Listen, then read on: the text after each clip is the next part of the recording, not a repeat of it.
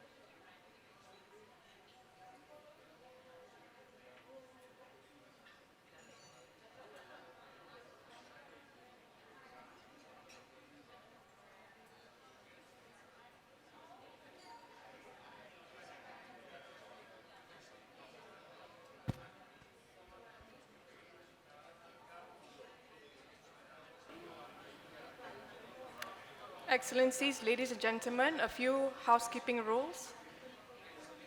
We kindly request everyone to switch your mobile phones to silent mode and for online participants to mute yourselves to avoid any interruption. For your information, we have Burmese interpretation that is provided via Zoom. In-person participants wishing to access those services may do so by logging into Zoom via your own personal device.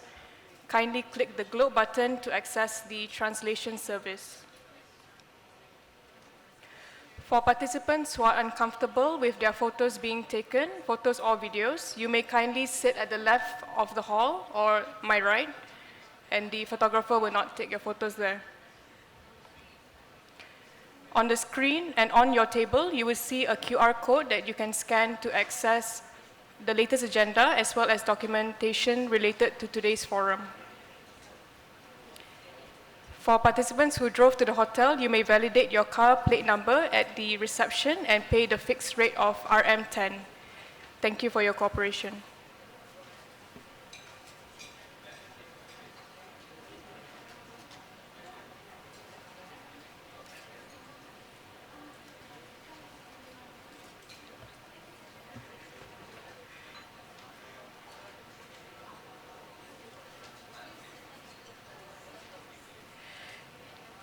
Yang Berbahagia Datuk Seri Muhammad Hishamuddin Yunus, Chairman of the Human Rights Commission of Malaysia SUHAKAM, Kin Omar, Chairperson of Progressive Voice, Debbie Stoddart, Coordinator and Founder of the Alternative ASEAN Network on Burma, or ALTSEAN-Burma, Your Excellencies, SUHAKAM Commissioners, esteemed speakers, distinguished participants, ladies and gentlemen, a very good morning and Mingalaba.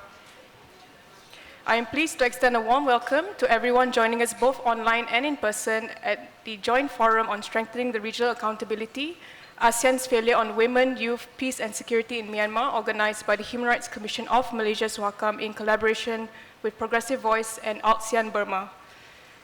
The objectives of the forum are firstly, to provide an update to relevant stakeholders in Malaysia about the situation of women and youth in Burma or Myanmar, their aspirations, resilience, and challenges they are facing in times of struggle for federal democratic Myanmar. And secondly, to seek solidarity and stronger support from Malaysia for the women and youth of Myanmar, including their humanitarian missions and steadfast movement to end the military's tyranny, impunity, and gender-based violence, and to achieve gender equality as they are striving for a federal, democratic, and inclusive Myanmar that will advance justice and accountability. Excellencies, ladies and gentlemen, to begin today's forum, it is my honor to invite Yang Berbahagia Datuk Seri Muhammad Hishamuddin Yunus, Chairman of SUHAKAM, to deliver his welcoming remarks.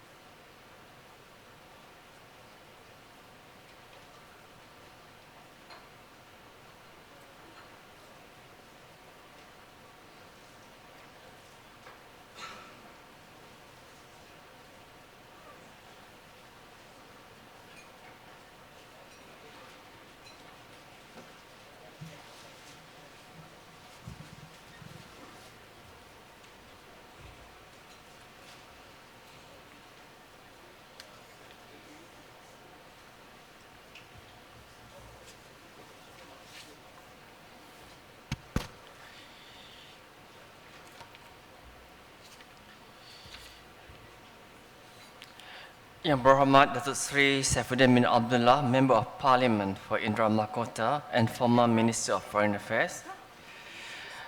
Mahin Omar, Chairperson of Progressive Voice.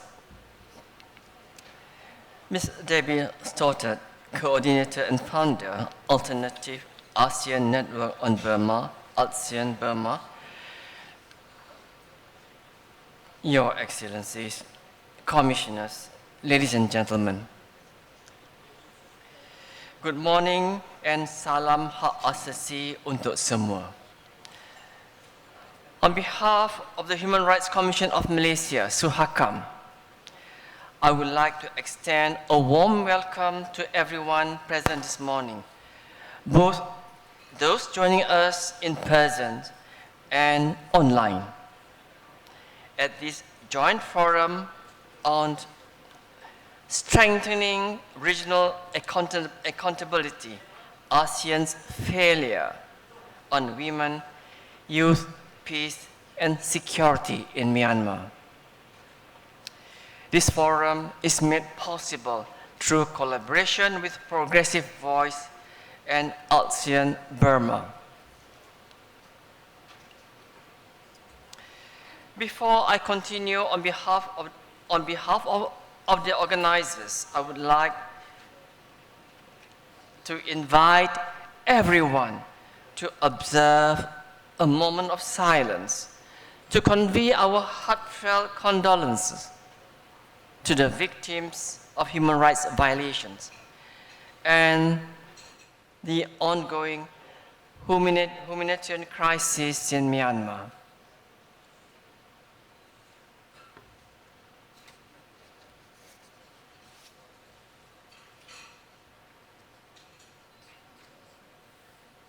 Thank you.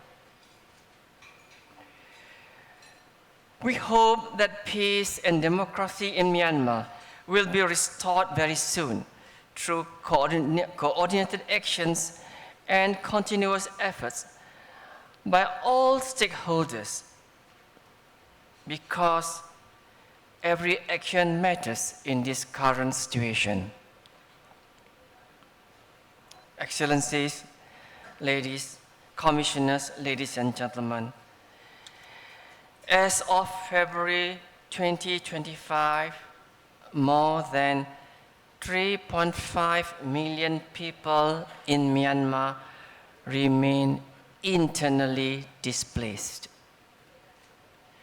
According to the Georgetown Institute for Women, Peace and Security 2023, Myanmar ranks 165th out of 177 countries in the Women, Peace and Security Index.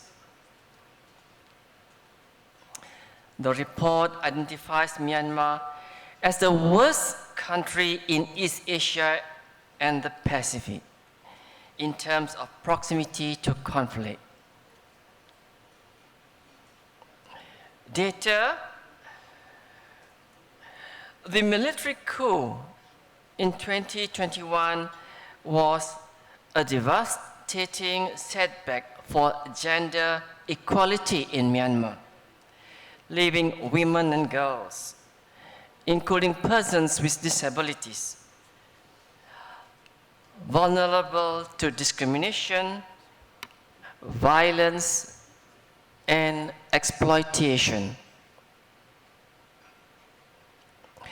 Data from the Women's League of Burma has documented over 900 cases of conflict-related sexual violence in Myanmar, since the coup.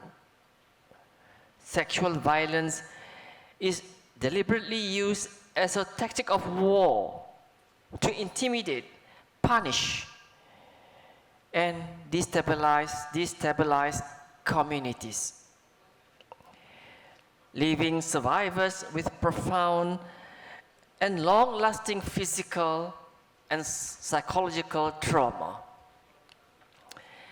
Excellencies, commissioners, ladies and gentlemen, Malaysia, as the chair of ASEAN for 2025, organized the second ASEAN Women, Peace and Security WPS Summit in September this year,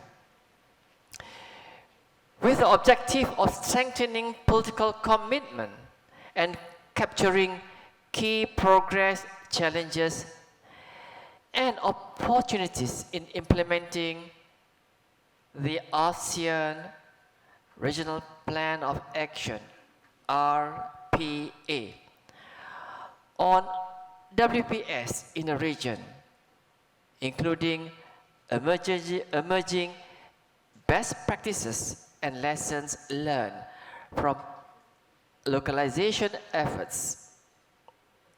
Nevertheless, much remains to be done.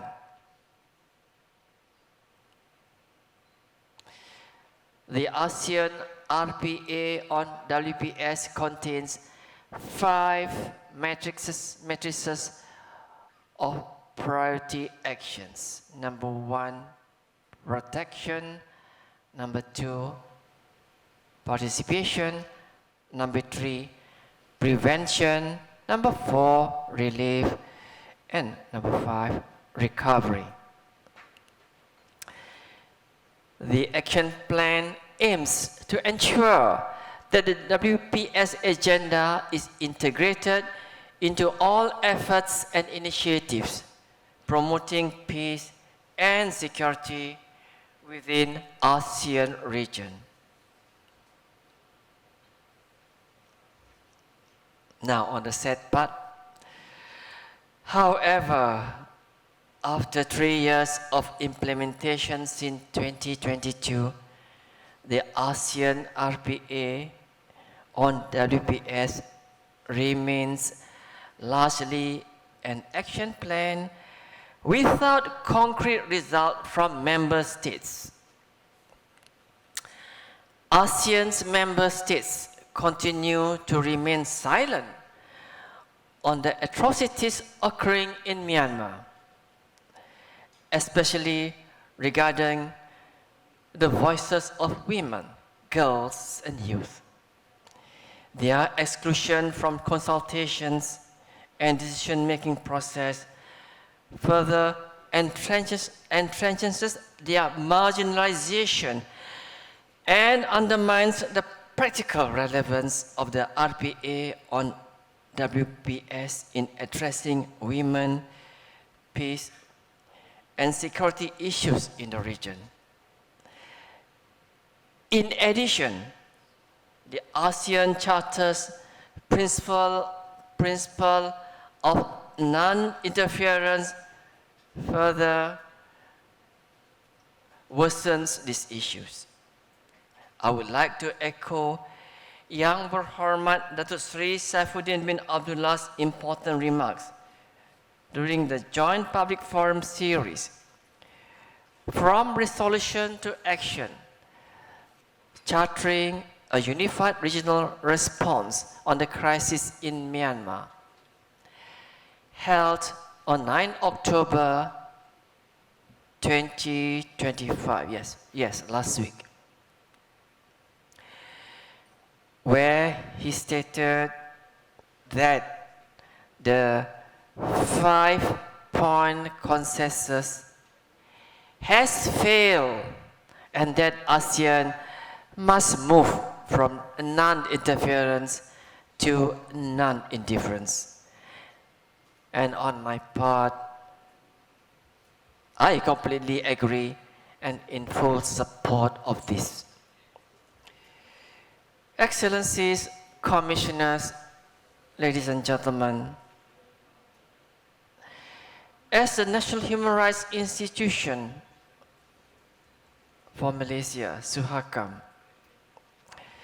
SUHAKAM has been vocal in its stance on the situation in Myanmar and continues to work closely with key stakeholders, including the diaspora community.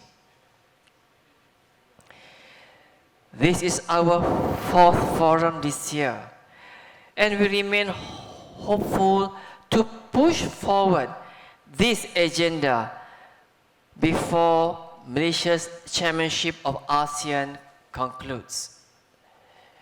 In this regard, I would like to highlight that SUHAKAM, as a member of the Southeast Asian National Human Rights Institution Forum, CNF,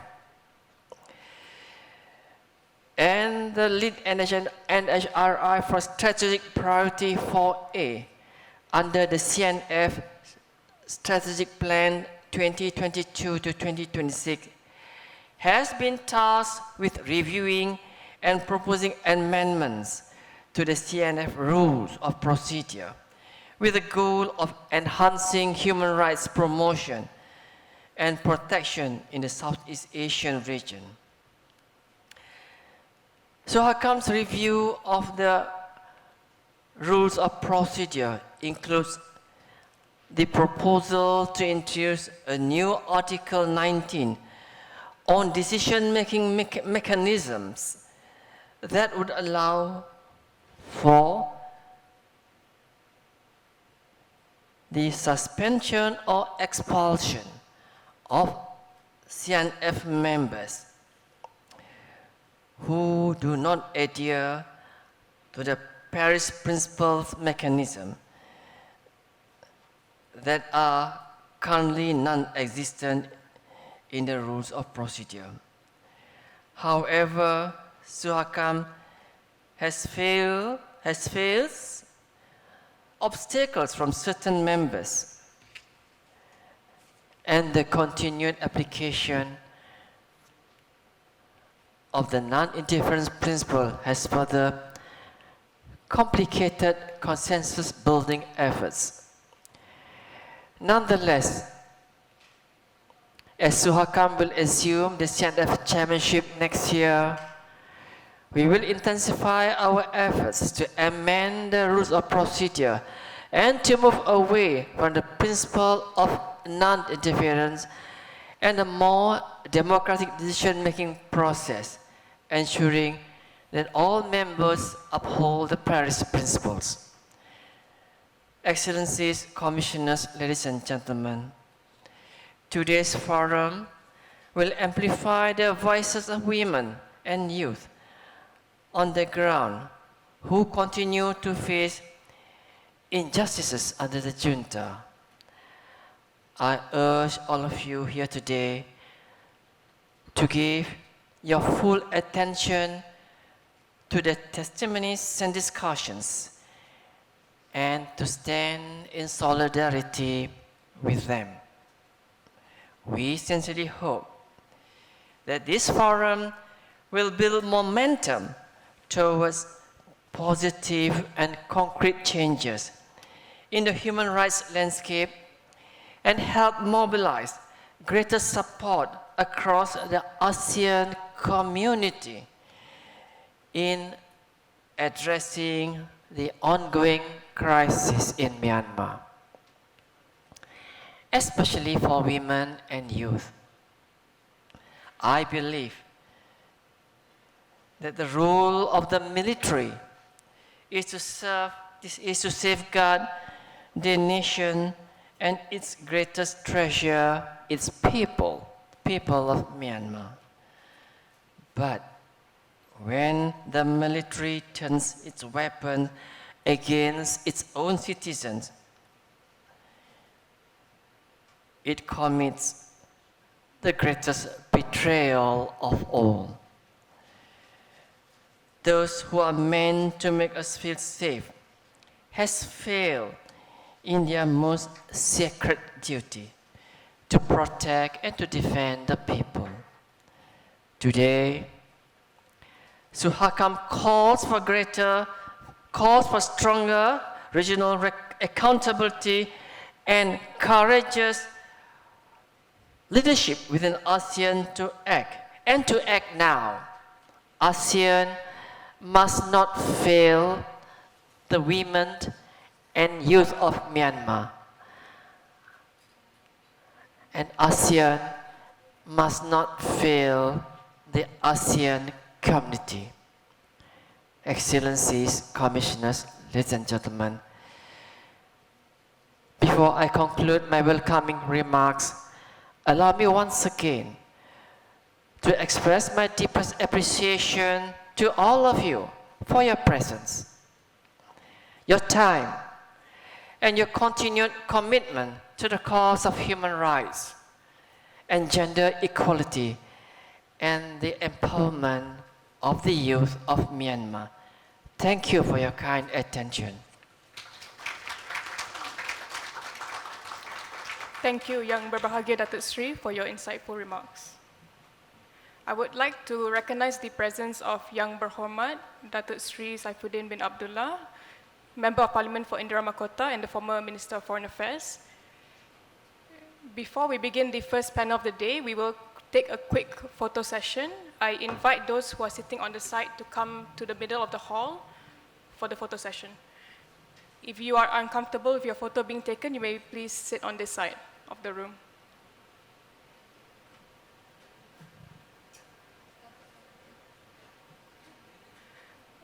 Dr. Saifuddin, could you please come to the front of the...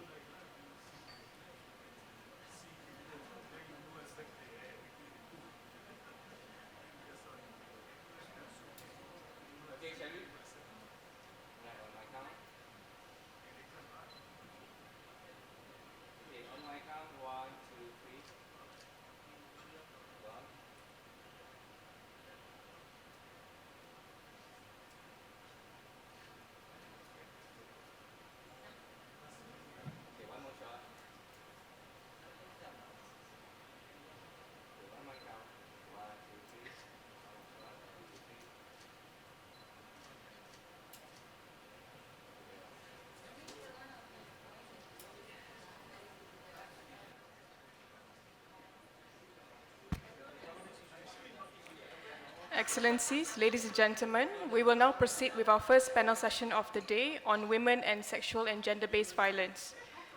The panel will feature video testimonies from 3 women human rights defenders from Myanmar, namely Zu Padonma, a Karenni woman human rights defender, Yun from the Women of Political Prisoners and a former political prisoner, and Cecilia from the ladies who will also be joining us online. Alongside the video testimonies, we will hear from our distinguished speakers, and lastly, there will be a Q&A session. In-person participants wishing to ask a question may come forward to the designated microphones in the ballroom, and online participants may type in your questions or comments in the chat box. Without further ado, it is my pleasure to invite our esteemed moderator, SUHAKAM Commissioner Melissa Muhammad Ahir, followed by our distinguished speakers who are joining us in person, namely Kin Omar, Chairperson of Progressive Voice, Anna of the Burmese Women's Union, and Debbie Stothard, Coordinator and Founder of ALTSEAN-Burma, to come forward to the stage to take the floor.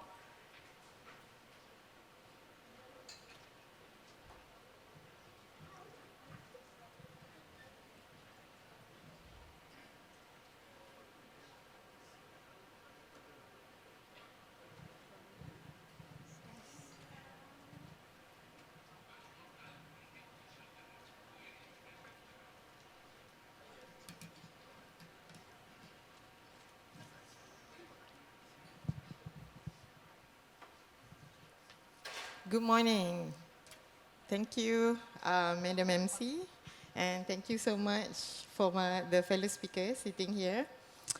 First of all, we do have quite an esteemed list of speakers today. We are very, very fortunate to have this opportunity. First of all, I would like to introduce our first speaker. To not waste any more time, let's hear from Kin Omar. So Kin Omar is a Myanmar human rights activist. Since 1988, has been involved in organizing the nationwide pro-democracy uprising. Kin Omar is also the founder and chairperson of Progressive Voice, which is of course a Myanmar human rights organization. And the work has ranged over the past 3 decades, where Omar has been advocating for human rights, justice, peace, and democracy in Myanmar. So we also have other esteemed speakers here, but we will introduce them one by one in turn, if that's okay. All right, so let us invite the first speaker, Kin Omar.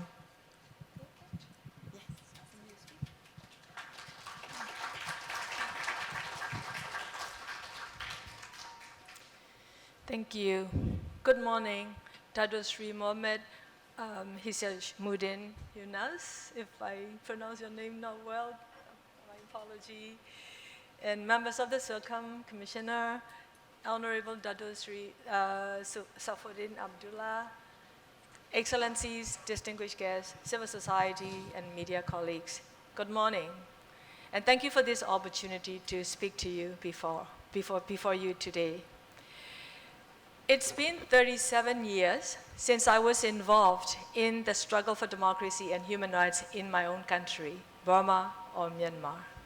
Throughout my activist life, I've met countless victims and survivors of Myanmar military's violence, including sexual and gender-based violence. But the very first time that I learned about Myanmar military's rape was in 1986. In 1986, so that's like 40 years ago. When I was in my second year in university. I still remember very vividly on that day when my friend from Shan State in the eastern Burma told me that 6 young Shan women had been admitted to her hospital in Shan State capital after being raped by the Myanmar military. I was distressed. I couldn't apprehend it. Why would military personnel commit such a crime? How could they get away with that? I could not find answers to these questions. And I had nowhere to turn to seek for these answers. I was 18 years old, but this incident of military rape played a very crucial moment in my early activist awareness, which followed my questioning of the different treatment in our society that we receive from this Myanmar military.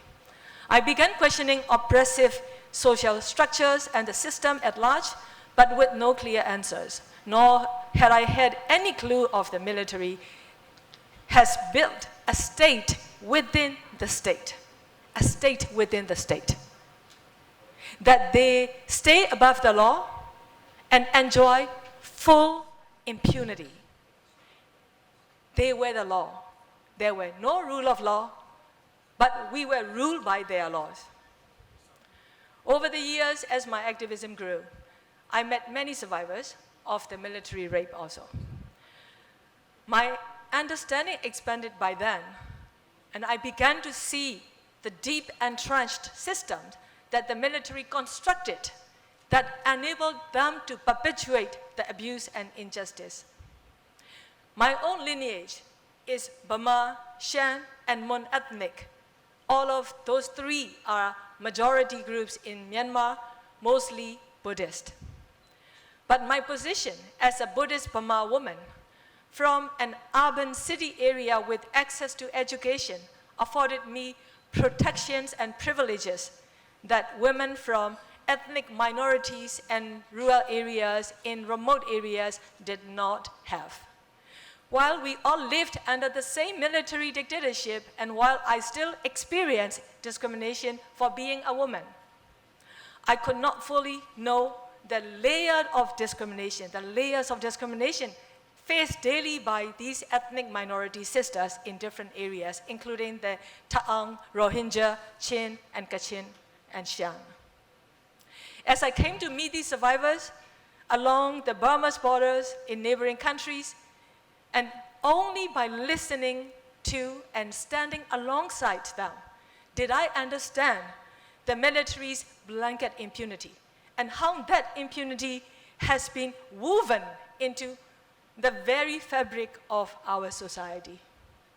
First time of my meeting was a group of Lahu women, ethnic women from the Shan state, taking refuge on the Thailand border. One of them, about 40 years old with 2 children, who was gang raped by the military, when she saw me, held my hand tight and told me this: "Sister, if there were 3 to 4 of them, I would have been able to fight back. But there were 7 of them. I couldn't do anything." But guess what, dear friends and gentlemen, distinguished friends and guests? As she woke up she was unconscious, she woke up, she walked back to her village from her farm at dark at night. The village man asked her to come and said, "You must leave, pack and leave immediately right now. Get your 2 children and leave the village, because if military soldiers come, the whole village will be in trouble." So she had to leave with these 2 children, pack whatever in the middle of the night. Luckily, she was able to find a way across the border to Thailand. Second time, I met the 2 survivors from the Rawan ethnic in the northern part of Burma with the China border. That was in 2011 after Myanmar opened up to the world under the military's guise of democratic transition. And these 2 young women were kept in the military camp for months. One was already 4 months pregnant when I met her in Thailand. And she told us there were about 200 of them who were being kept in the military base as sex slaves by the Myanmar military. The third time, I met a group of Rohingya women, rape survivors in Cox's Bazar refugee camp in 2018, a few months after the military's genocide against the Rohingya. Among them was a young girl, 13 years old. The more I came to meet with the survivors and listen to them and learn, the more committed I became to using my privilege and my identity of belonging to the majority, the Buddhist and Burma.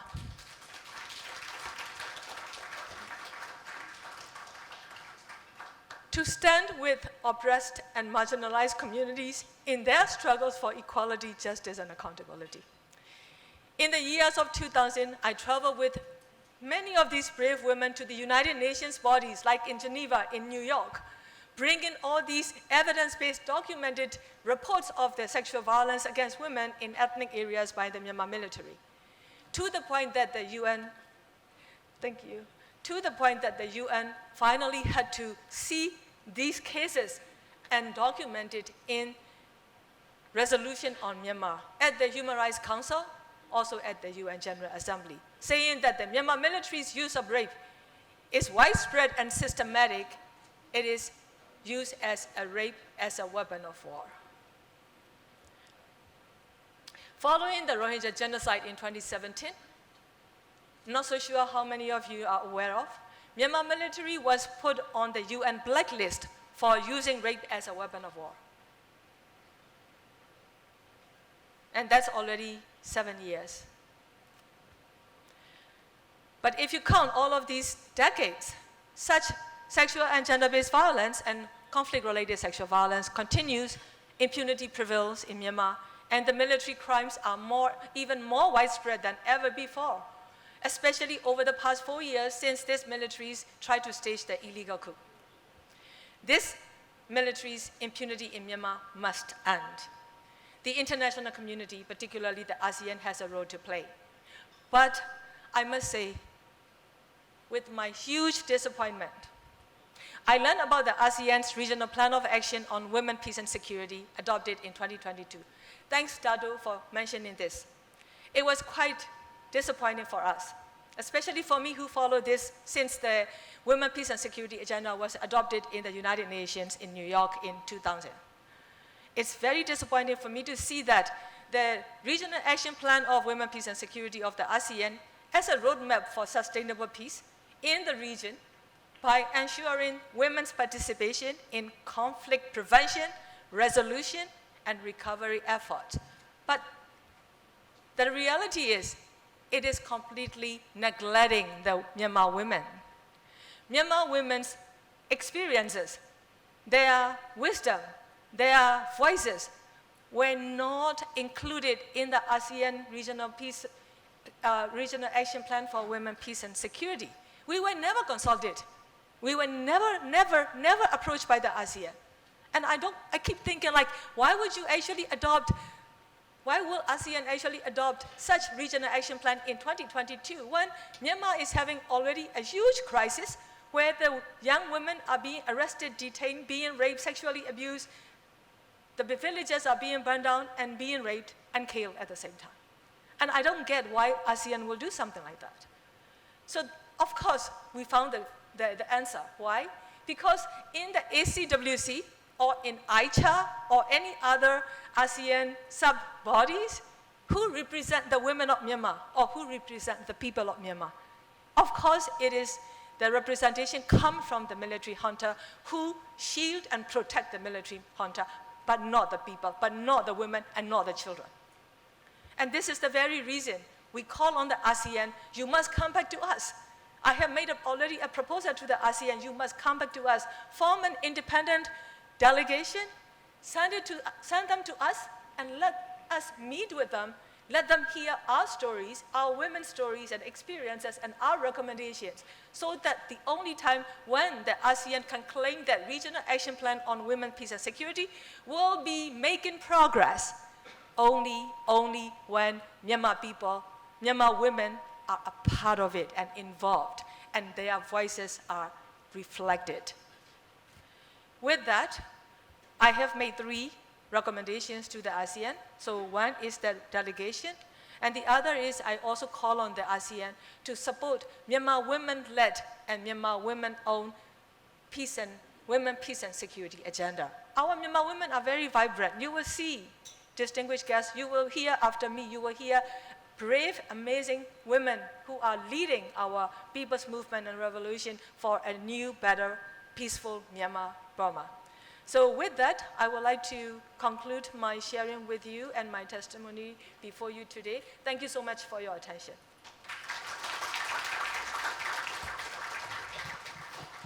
Thank you so much. And Ms. Kin, I am made to understand there's a short video that you would like to play. Yeah, in relation to what you spoke about. Is the video ready?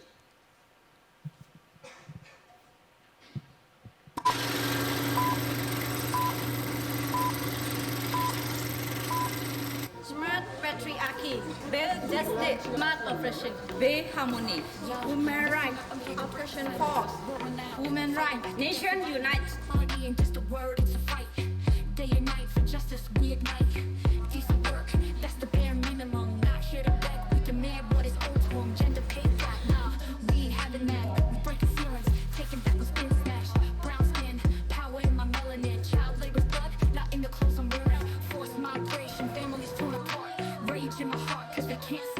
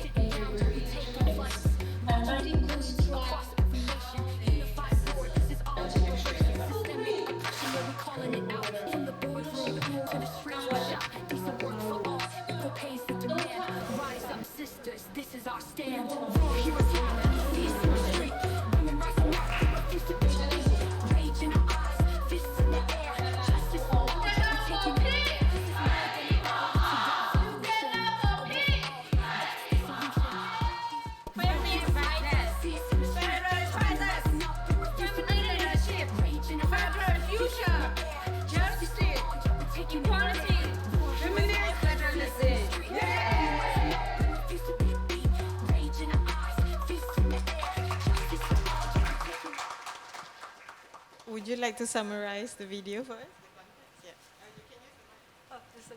Yeah, it was just recorded as the women of Myanmar from all diverse community, all diverse backgrounds, as they celebrated the International Day of Peace. So it's only a few weeks ago on September 21. So as you can see that these women come from all parts of the country and they gather and what they were doing is their women peace agenda, a roadmap for a peaceful Myanmar. Thank you. Honorable guests, respected audience, just now when we had heard from all the points on gender discrimination, on gender-based violence, on conflict-related sexual violence, these forms of oppressions, we shouldn't just end after we hear the stories or watch the videos. We are leading up to the 16 days of activism against violence in November and ending with the Human Rights Day in December. So in the actions and all the obligations that we have, whether under CEDAW, whether under SDG 5 or SDG 6, most important point being peace and justice. And when we face up to what are our obligations leading off after Beijing plus 30, for example, and of course, not forgetting all that was mentioned under ASEAN, can we make sure there's meaningful, concrete action? So then it's not just a celebration wearing whatever color on the day, but we make sure that all the points of that was said, nothing about us without us. Yeah, okay. So thank you. For the next speaker, maybe we can have Zu Padorma. I will read out first. Zu Padorma is a woman human rights defender. Most harrowingly, a survivor of Myanmar military airstrikes. She served in elected leadership roles in the Burmese Women's Union. So the voices of the working community towards gender equality, federal democracy, and the end of military tyranny in Myanmar. In 2023, Zu was appointed as First Secretary of the Interim Executive Council of Tyranny State. I hope I said that correctly. Okay, yes. So if we can have the video set up now, okay. Distinguished guests, commissioners, and members of SUHAKAM, members of diplomats, community, and media, thank you for the opportunity to speak to you today. My name is Zu Padorma, a woman human rights defender from Krenny State, Myanmar. I'm currently serving as Secretary 1 of newly formed Krenny State Interim Executive Council. Over the past 4 years, our country is going through a homegrown political transformation in the framework of federal democracy, with the goal to end decade-long military rule and the achieve and sustainable peace and human rights for all. The IC Krenny is a decentralized interim government, prioritizes community participation in all-level of decision-making. This bottom-up approach strengthens local governance. We provide essential public services such as education, health, humanitarian aid, and judiciary functions. Krenny State is one of the smallest states in Myanmar, both population and size, sharing border with Thailand. Today, the Krenny State has become one of the main targets of the brutal military junta. However, the people of Krenny have briefly rejected the military coup attempt and state continue to stand strong in our struggle for freedom and democracy. As the People's Revolution turned to its 5 years, Krenny State has successfully taken control of our own territories and established our people-owned and people-led administration system. The interim government, including legislative, executive, and judiciary branches, are being established with inclusive participation of Krenny people in bottom administration and every level of decision-making. Under the interim government, the administration has been established across 17 townships in Krenny State. And to promote justice and uphold the rule of law, total 8 township courts, 2 district courts, and 1 state court has been set up. These institutions are now operating independently to serve the people in Karenni and promote good governance and rule of law. For the IEC leadership, we practice inclusive participation and quality leadership based on principle of federal democracy. For example, the current administrative mechanism is managed by the representatives who were elected by the people from the election, led by IEC. When we talk about the role of women in Karenni and their participation in the current time, it is truly inspiring. Women taking active roles in many areas on the front line, in logistics as a supporting role on the battlefield, in the administrative sector, and even at the policy-making level. In our current interim arrangement of Karenni State, which hold the highest authority, women make at least 30% of decision-making positions to ensure that participation of women. We have also developed and approved gender policy framework, and it is now underway to draft a full gender policy. However, there is still more to be done. We must continue working to ensure that women fully and meaningfully take part in decision-making and to overcome gender inequality and the deep-rooted patriarchal attitudes that still exist in our society. Even though our state is small and has faced extreme violence by the illegal military junta, significant achievement has been taken place because of the unity and strong determination of our youth and women, and their commitment to uphold the values and principles of federal democracy.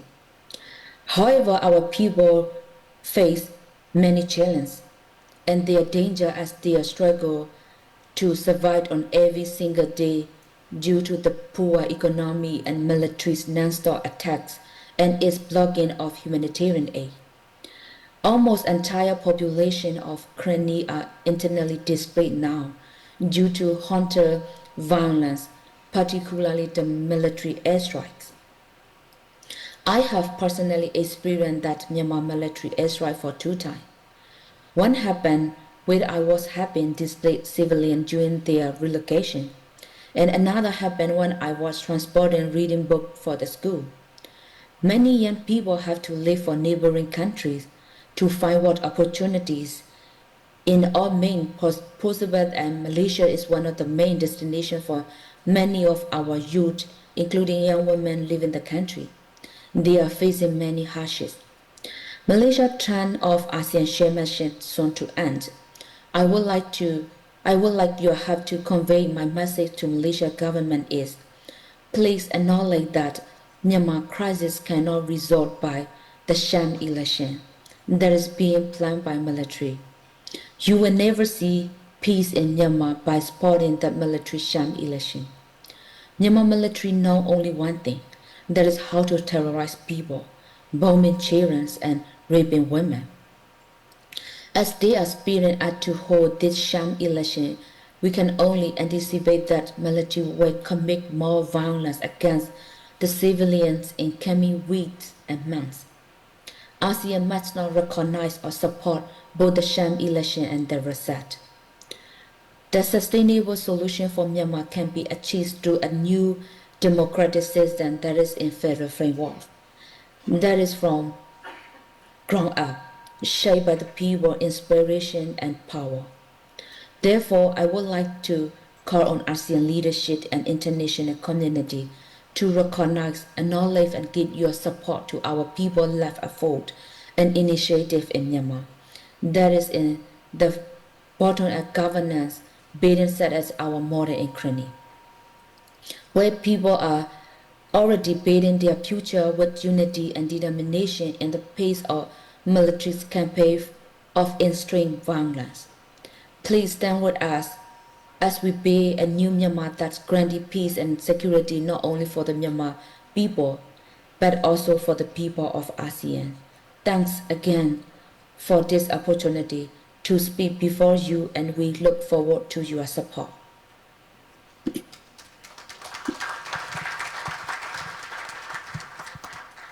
Honorable guests, the revolution has been televised. We have been hearing here from the Karenni state how much strength, how much resilience, how much they have built their own independent institutions, and now with full participation and their leadership, we are hearing. Yeah. And we also heard certain phrases like airstrikes, like blocking of humanitarian aid. I'm pretty sure with the state of the world today, these are not unfamiliar to us, but this is in our neighborhood. These are our neighbors. It is in our immediate borders in some situations of some of the countries here. So it is time for us to stand in solidarity with them. Before we hear also from the third speaker, maybe we also can reflect on what we ourselves can do. There was a call for the government and everyone else to not recognize the sham elections that is upcoming. So that is the concrete action that we can do, one of it. Yeah, okay. So I will introduce the third speaker, Zhu Mei Yun, or Yun for short, is a former political prisoner and human rights advocate. Her, I would say, brave achievements was she was arrested for joining peaceful protests after the military's attempted coup in February 2021. She was then detained at the notorious Shui Pi Ta interrogation center in Yangon, known as the military's Hell Cell. Imprisoned for over 2 years under extremely harsh conditions, Yun sought safety in liberated areas to continue her advocacy after her release. She then founded the Women of Political Prisoners. After such an experience, speaking up as an organization supporting and amplifying the voices of women political prisoners in Myanmar. So if we may also queue up the next speaker. အားလုံးပဲမင်္ဂလာပါရှင် အားလုံးပဲမင်္ဂလာပါရှင် ကျမနာမည်ကတော့မဆူဆူမင်းုံဖြစ်ပါတယ် စစ်တပ်ဟာ2021ခုနှစ်ဖေဖော်ဝါရီ 1 ရက်နေ့မှာကျမတို့မြန်မာနိုင်ငံကိုအာဏာသိမ်းမှုစ조사ခဲ့ပါတယ် အာဏာသိမ်းမှုစ조사ခဲ့တဲ့အချိန်မှာကျမဒီတိုင်းပြည်လုံးမှာဒီဆန္ဒပြရဲပေါ့နော် ဒီပြည်သူတွေနဲ့အတူတူရက်တည်ခဲ့ပါတယ် 8 ရက်နေ့မှာပဲကျမလမ်းပေါ်ထွက်ဆန္ဒပြရဲပေါ့နော် စစ်တပ်ကကျမကိုဖမ်းဆီးတဲ့အချိန်မှာအကြမ်းဖက်ဒီစုပူမှုတွေးထိုးလှုပ်ဆော်မှုဆိုတဲ့ခေါင်းစဉ်တွေပဲတက်ပြီးတော့ကျမကိုနေအိမ်မှာလာဖမ်းခဲ့ပါတယ်ရှင် နေအိမ်မှာလာဖမ်းတော့ဆိုရင်ကျမမှာ6လအရွယ်သမီးငယ်လေးကြံခဲ့ပါတယ် ထိုမှတစ်စိဒီအကြမ်းဖက်စစ်ကောင်စီအားကျမကိုဒီမြန်မာနိုင်ငံမှာဆိုလူငယ်ရဲခန်းလို့ကြော်ကြားလာတဲ့ဒီရွှေပြည်သာစစ်ကြောရေးစခန်းကိုကျမကိုပို့ဆောင်ခဲ့ပါတယ် မိထွက်ခါစားဒီကလေးငယ်ရှိတာဖြစ်တယ်လို့ကျမနိုရောတက်ခြင်းဝေဒနာကိုကျမခံစားခဲ့ရပါတယ်သူတို့ဒီစိတ်ပိုင်းဆိုင်ရာရောရုပ်ပိုင်းဆိုင်ရာရောညှဉ်းပန်းနှိပ်စက်မှုတွေပြုပြီးမှဒါအင်းစိန်ထောင်ကိုကျမကိုပို့ဆောင်ခဲ့ပါတယ်ထိုမှတစ်ဆင့်ကျမဟာဒီအင်းစိန်ထောင်ကနေပြီးတော့အင်းစိန်ထောင်မှာလည်းထောင်ထဲမှာစုကူလှုပ်ဆော်ရဲဆိုတဲ့အကြောင်းပြချက်တွေနဲ့ကျမကိုဒိုင်ဦးထောင်ထိပို့ဆောင်ပါတယ်ထိုမှတစ်ဆင့်ကျမဟာလွတ်မြောက်လာတယ်လွတ်မြောက်လာပြီးရဲ့အချိန်မှာလည်းဒီကျမရဲ့နေအိမ်ကိုစောင့်ကြည့်ရမျိုးတွေပြည်ပထွက်ခွင့်ပိတ်ပင်တာမျိုးတွေဘာမှလုပ်လို့မရအောင်တင်းတင်းကြပ်ကြပ်လှုပ်ဆောင်မှုတွေကျူးလွန်ခဲ့ပါတယ်ဒါကြောင့်လည်းကျမဒီဆက်လက်ပြီးတော့ဒီနိုင်ငံရေးအကျဉ်းသားအရေးကိုလှုပ်ဆောင်မှာဖြစ်တဲ့အတွက်ကျမဒီလူမျိုးတနေရာကိုထွက်ပြေးတိမ်းရှောင်လာရပါတယ်ထိုမှတစ်ဆင့်ကျမဒီလက်ရှိမှာနိုင်ငံရေးအကျဉ်းသူများ WB ဖွဲ့ဆိုပြီးကျမတည်ထောင်ပြီးတော့နိုင်ငံရေးအကျဉ်းသူကျဉ်းသားအရေးကိုလှုပ်ဆောင်နေပါတယ်ရှင်ကျမတို့မြန်မာနိုင်ငံတဝန်းလုံးမှာအကျဉ်းထောင်40ကျော်ရှိပါတယ်ထို့အကျဉ်းထောင်40ကျော်ထဲမှာဒီအကြမ်းဖက်စစ်ကောင်စီဒီနိုင်ငံရေးအကျဉ်းသူကျဉ်းသား2000ကျော်ကိုဖမ်းဆီးပြီးထည့်ထားပါတယ်နိုင်ငံရေးအကျဉ်းသူကျဉ်းသား2000ကျော်ထဲမှာ6000ကျော်ဟာနိုင်ငံရေးအကျဉ်းသူတွေဖြစ်ပါတယ်လာသားကလေးငယ်နဲ့မိခင်နိုင်ချင်းမိခင်တွေအများပြားရှိနေပါတယ်တေတံထောင်းတက်တက်လှုပ်ရံမရှိဆိုတဲ့ပုံမှန်မျိုးတွေနီးမျိုးနဲ့လူတက်ရန်ကြံစီမှုဆိုတဲ့ပုံမှန်မျိုးတွေနဲ့အတက်ခံထားရတဲ့နိုင်ငံရေးအကျဉ်းသူကျဉ်းသားတွေလည်းအများပြားထောင်ထဲမှာကြံရှိနေပါတယ်ရှင်လက်ရှိမှာအကျဉ်းထောင်တွေထဲမှာရှိတဲ့နိုင်ငံရေးအကျဉ်းသား2000ကျော်ဟာအကျဉ်းထောင်တွေထဲမှာဒါ4နှစ်ကျော်5နှစ်အတွင်းမှာဒီခံစားနေရတဲ့ဝေဒနာတွေကတော့အကျဉ်းထောင်တွေထဲမှာလူခွင့်ရေးပေါ်တင်နေရှိုးပေါက်ခံနေရမှုတွေရင်ဆိုင်နေရတယ်။စေဝါမလုံလောက်မှုတွေနေရာကျက်တဲမှုတွေရေမတန့်ရှင်းမှုတွေပေါ့နော်ကျမတို့ဒီရေဆိုလို့ရှိရင်ချိုးတဲ့ရေဆိုကျင်းနေအောင်အဆင့်ရှိတဲ့ရေတွေကိုကျမတို့ရှိုးရတယ်ပေါ့နော်ထိုမှတစ်ဆင့်ကျမတို့အရေပြားယောဂါတွေ ကူးစက်နေရတယ်ပြင်ပမှာတော့ကမရှိခဲ့တဲ့ယောဂမျိုးတွေလည်းဆွဲကက်ခံနေရတယ်ပေါ့နော်ဥပမာဆိုရင်ထောင်နေထဲမှာနိုင်ငံရေးကျင်းသူကျင်းသားတွေက HIV လိုယောဂမျိုးတွေ TB လိုယောဂမျိုးတွေဒီပေးဝဲညှင်းရားနာတွေပေါက်မှုတွေတော်တော်များများကိုဖြစ်နေကြပါတယ်ဒီနိုင်ငံရေးအကျဉ်းသူတွေဆိုရင်တစ်နှစ်လုံးမှဒါကျမတို့အဝတ်စားဆိုလို့ရှိရင်နှစ်ထည်သုံးထည်တဲ့နဲ့နေရတာမျိုးတွေရှိရပေါ့နော်အမျိုးသမီးဓမ္မတာလာရင်တော့ကျမတို့ဒီခက်ခက်နဲ့ဒါဟိုရင်ဆိုင်နေရတယ်ပေါ့နော်ကြိုက်ခဲမှုဝေဒနာတွေကိုခံစားနေရတယ်ပြီးတဲ့ခါကျရင်ဒီစစ်ကြောရေးစခန်းတွေထဲမှာဆိုကျမတို့ဖမ်းဆီးပြီးပြီဆိုရင်ဒါနိုင်ငံရေးအကျဉ်းသူတွေဆိုလို့ရှိရင်ဒါစစ်တပ်ကမဒိန်ကျင်တာမျိုးတွေဒီရရဆက်ဆက်ညှဉ်းပန်းနှိပ်စက်တာမျိုးတွေပေါ့နော်ဦးကောင်းလိုနေရာမျိုးတွေဒီဒါတင်စီနိုင်တဲ့လက်နက်တွေနဲ့ထုနှက်ပြီးတော့ဒါရိုက်နှက်ပြီးမှအကျဉ်းထောင်တွေကိုပို့တာဖြစ်ပါတယ်အကျဉ်းထောင်တွေရောက်ပြီးဆိုတော့မှကျမတို့ကနေရတဲ့အဆောင်မဟုတ်ဘဲနဲ့ဒီတည်တံ့ထားတဲ့ဒီတိုက်တွေထဲမှာပြစ်ထည့်လိုက်ပြီးတော့စေဝါကူတာခွင့်အောင်မှမပေးဘဲနဲ့ထားတာပါဒါကြောင့်လေနိုင်ငံရေးအကျဉ်းသူကျဉ်းသားတွေဟာထောင်ထဲမှာစေဝါမလုံလောက်တော့ကြောင့်တေဆောင်မှုတွေထိမြင့်တက်လာတာဖြစ်ပါတယ်ရှင်ကျမတို့ဒီ2025ခုနှစ်မှာလဲပေါ့နော်ဒီ3လပိုင်းမှာကျမတို့မြန်မာနိုင်ငံမှာအင်အားပြင်းငလင်အကြီးကျယ်လှုပ်ခတ်သွားပါတယ်ပြည်သူတွေဒါအိုးအိမ်တိုက်တာအဆောက်အဦတွေအားစပျက်စီးခဲ့တာတွေထိရှိပါတယ်ရှင်အဲ့ဒီထဲမှာဆိုရင်ကျမတို့အကျဉ်းထောင်ဒီမန္တလေးအိုးဘိုထောင်မှာဆိုရင်နိုင်ငံရေးအကျဉ်းသူကျဉ်းသားတွေတော်တော်လေးကိုတည်ဆုံးခဲ့ပါတယ်နိုင်ငံရေးအကျဉ်းသူဆိုရင်18ဦးဝန်းကျင်ခန့်တည်ဆုံးခဲ့တယ်အဲ့ဒီထဲမှာဆိုရင်ကိုဝင်တဲ့အမျိုးသမီးတွေပါတည်ဆုံးခဲ့ပါတယ်ဒီစုစုပေါင်းဆိုရင်တော့အကျဉ်းသားအကျဉ်းသူပေါင်းမယ်ဆိုလို့ရှိရင်တော့49ဝန်းကျင်ခန့်ရှိပါတယ်ရှင်ကျမတို့လက်တလုံးမှာဆိုလို့ရှိရင်ကျမတို့ဒါကျမရဲ့ထောင်ထဲမှာအတူတူနေခဲ့ရတဲ့ကျမရဲ့ညီမလေးတစ်ယောက်လည်းတည်ဆုံးခဲ့ပါတယ်သူ့ရဲ့တည်ဆုံးမှုဒီဒါစစ်ကောင်စီတီသူ့ကိုဖမ်းဆီးတဲ့အချိန်မှာညှဉ်းပန်းနှိပ်စက်ပြီးမှဒါထောင်ထဲကိုပို့တယ်ပေါ့နော်ထောင်ထဲပို့တဲ့အချိန်မှာလည်းစေဝါလုံလောက်မရရှိခဲ့ဘူးအဲ့ဒီညီမလေးဟာဝိရီအောင်ဖြစ်ပါတယ်ကျမတို့ရဲ့ဒါမဝိရီအောင်ဒီသူတည်ဆုံးခင်မှာအသက်25နှစ်ဝန်းကျင်ပဲရှိပါတယ်သူ့ကိုစစ်တပ်ကဒါဦးပိုင်းဦးကောင်းတွေကိုညှဉ်းပန်းနှိပ်စက်တယ်ရိုက်နှက်တယ်ထောင်ထဲရောက်တဲ့အချိန်မှာလဲလွတ်ခံဒီဖြစ်ပါတယ်မဝိအောင်ဒီလွတ်ခံဒီအလိုမှာပဲနောက်မှုကတ်ခံရပြီးတော့ဒါထောင်ထဲမှာပဲမတည်တည်မင်းနဲ့တည်ဆုံးသွားရတာဖြစ်ပါတယ်ရှင်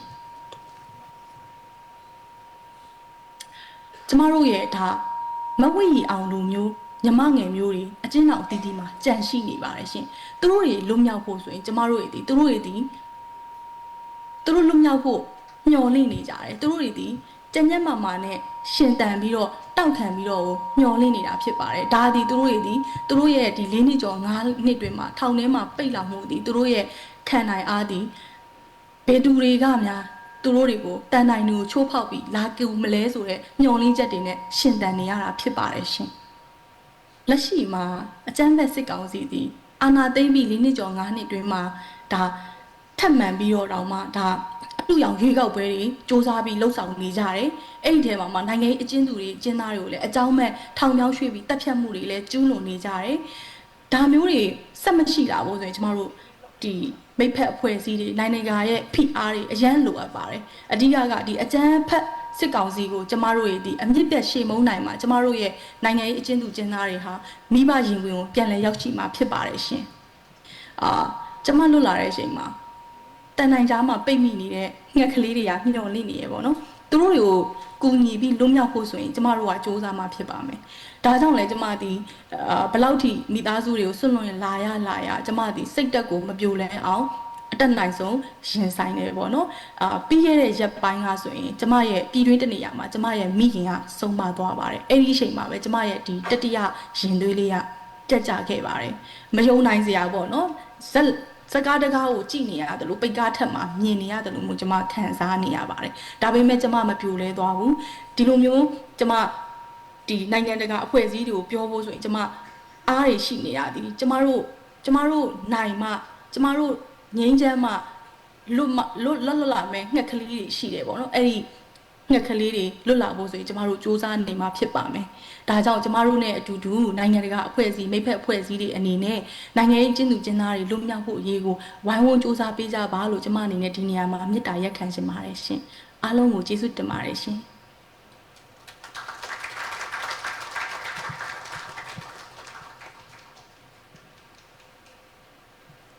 as she said, we have little birds who will only be freed if we win. She said, I am trying my utmost not to let my spirit break. It is time for us to free the little birds. It is time for us to stand in solidarity, and we need to show it now. We need to show it now.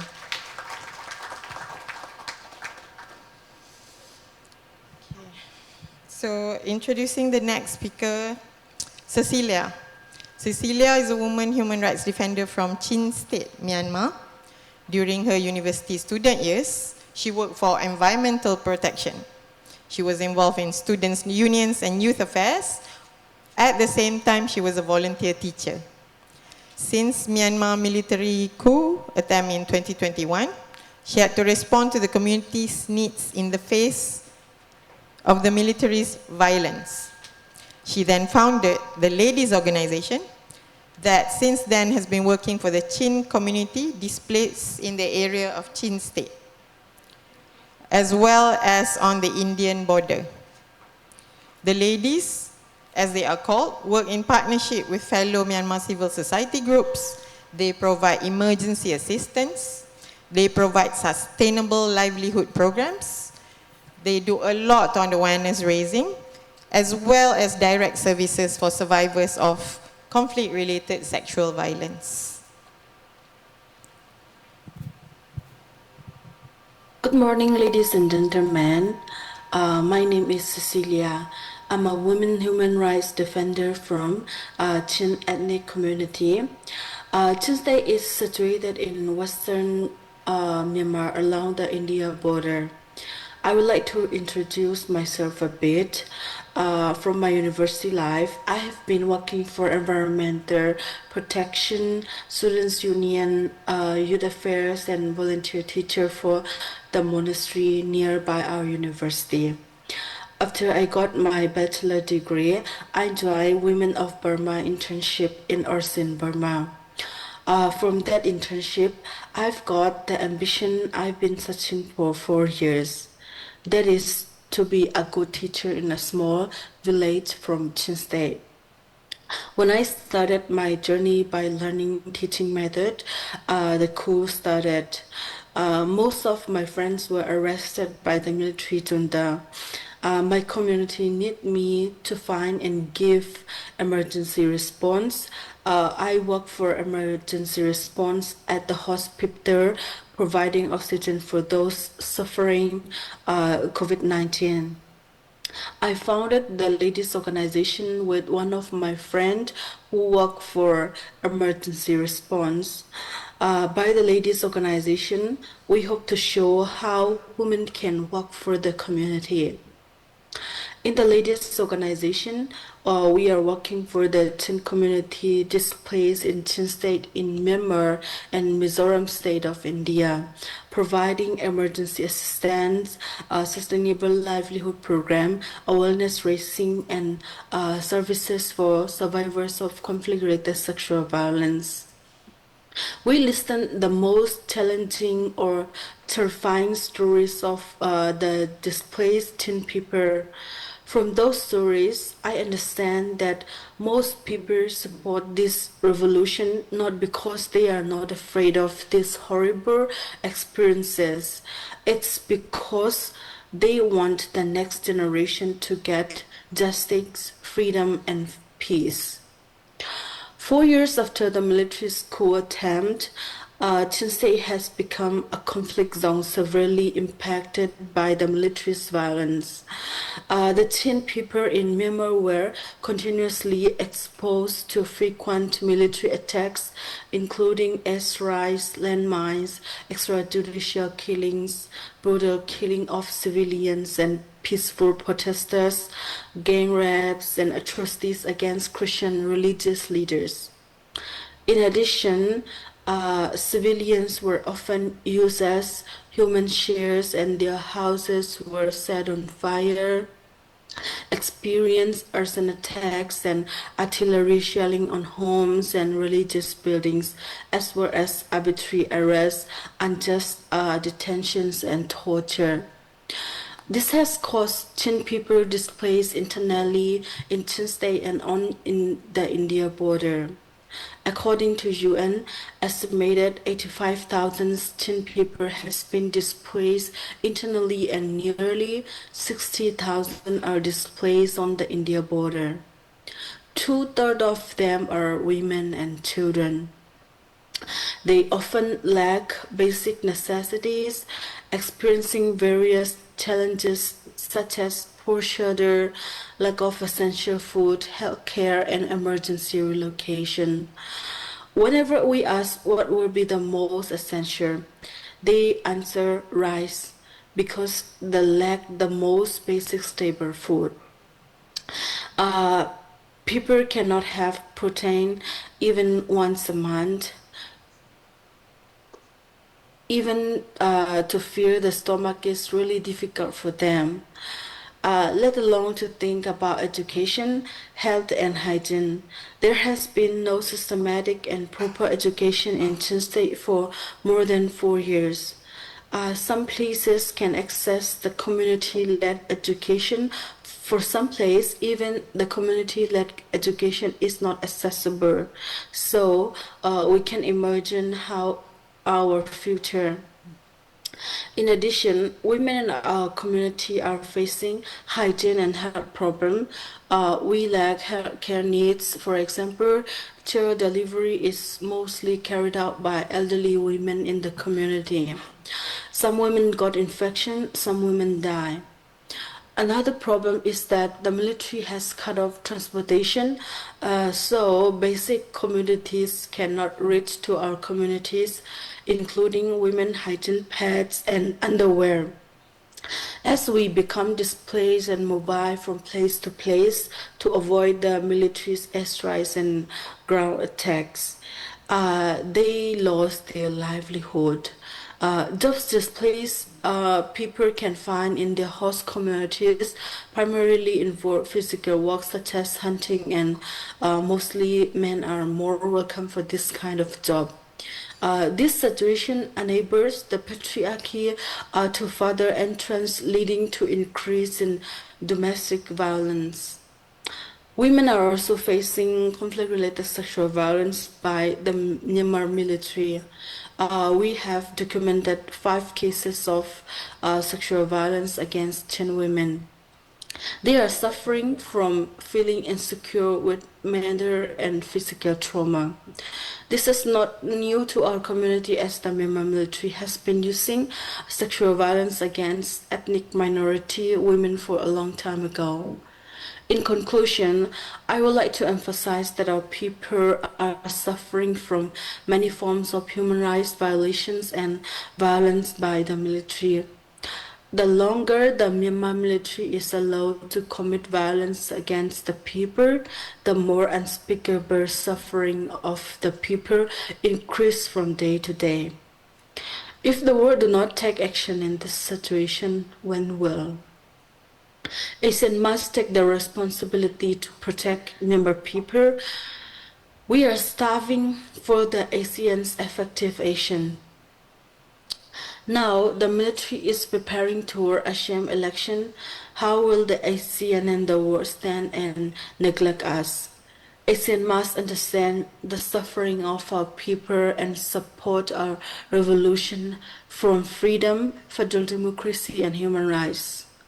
I call on the ASEAN to take a clear, principled stand and concrete actions to reject the junta's sham election and take concrete action to end the Myanmar military's human rights violations and atrocity crimes against the people of Myanmar.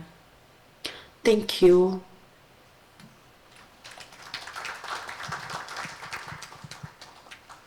Having heard from Cecilia and the everyday realities, the human rights violations, one of it that strikes out is when she put that people cannot have protein even once a month. And at the end, when she asked for concrete action, maybe we can think further, because in ASEAN now, there's a lot of discourse around business and human rights. We heard so many human rights violations, but it cannot be business as usual. Do we know whether there's militarization, there's defense spending, are our hands clean, leading to situations even where humanitarian aid or assistance cannot reach the people? So we need to look at how we work or not work together with the forces that make this happen, as Cecilia said, for many, many years. Has been happening for many, many years. So let's reflect on this. Again, we cannot have business as usual between us in ASEAN. Okay. So the next speaker, if I may introduce, after Cecilia, we have our esteemed speakers here, sitting right here beside me. Let me try and get to the other.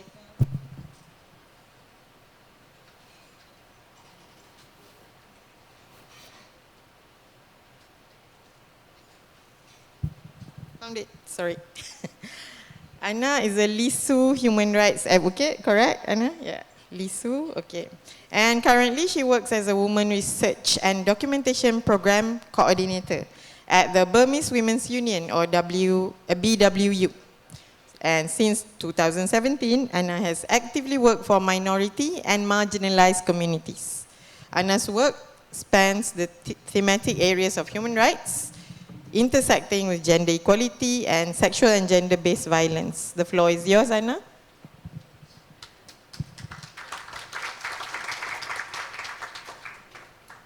Good morning, distinguished guests. Many thanks to Chair of the SUHAKAM and Honorary Dado Safudi for being with us today and for the opportunities to tell our stories here. I am Anna, a Lisu woman from an ethnic minority from Northern Shan State in Myanmar. I was born in conflict-affected area. Since my childhood, I live with ongoing armed conflicts and witness various human rights violations, including forced displacements and atrocities committed by the Myanmar military junta.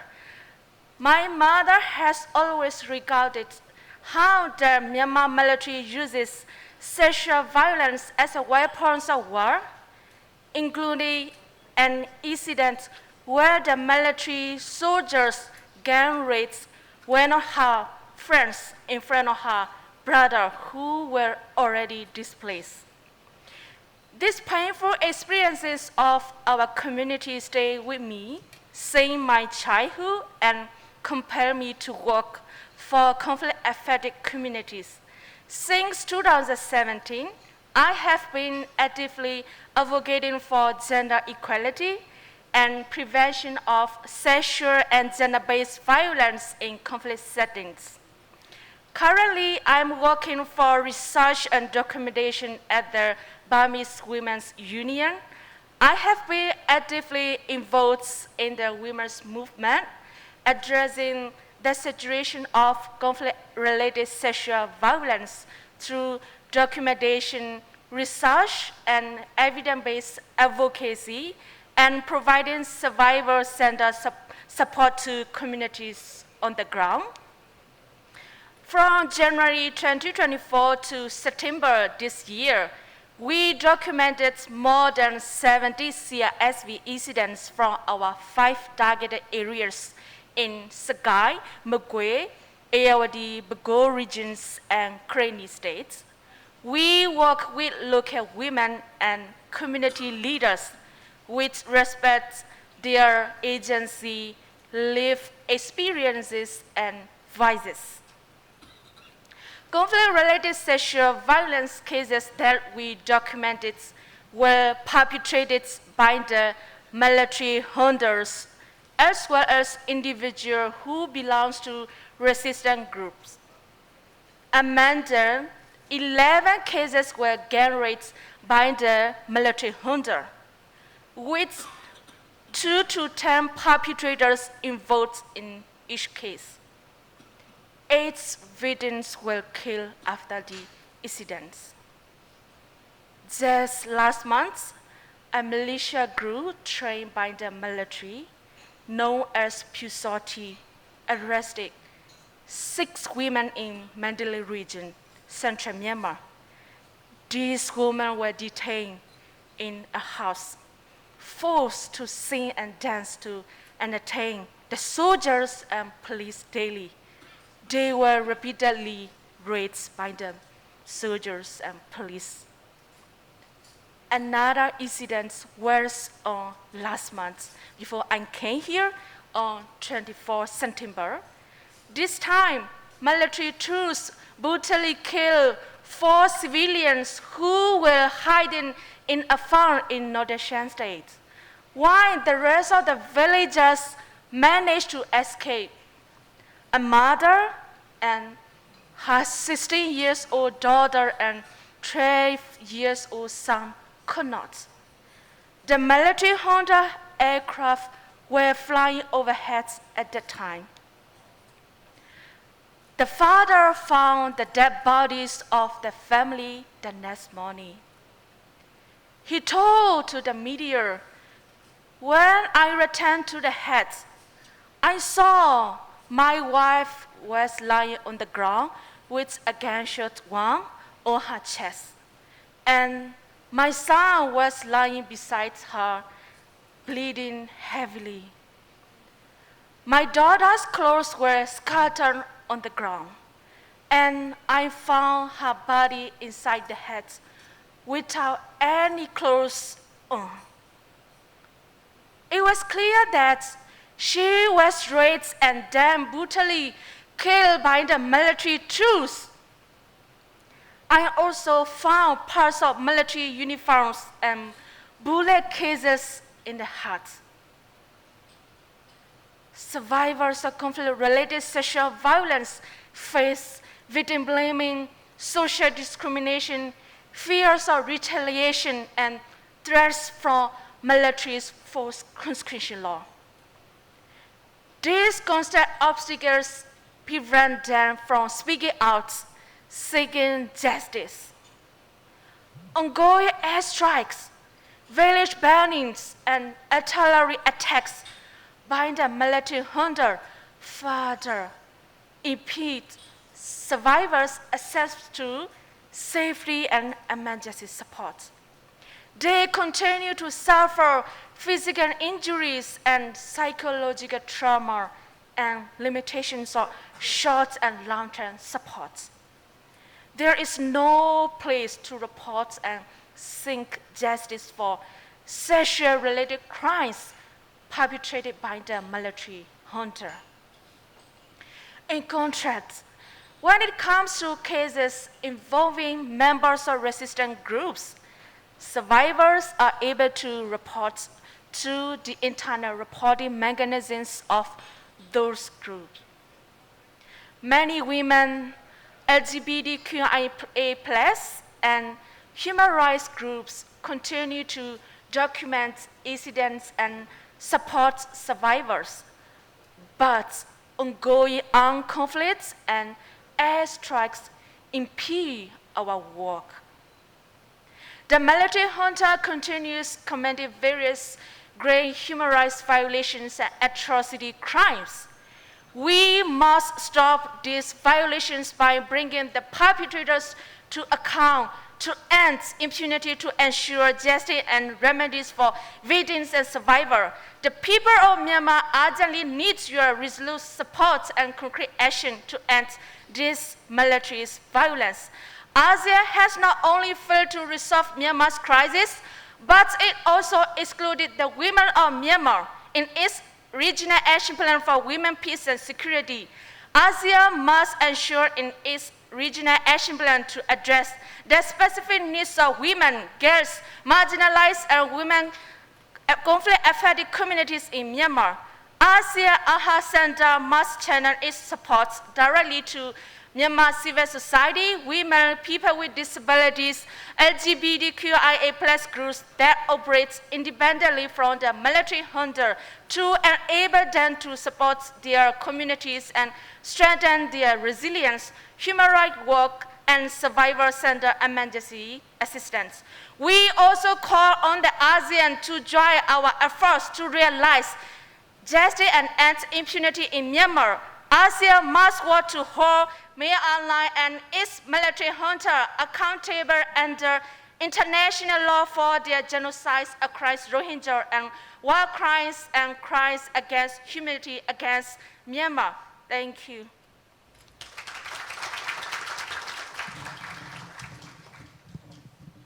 Thank you, Anna. I have nothing to add because Anna said it so clearly. Thank you so much for your points.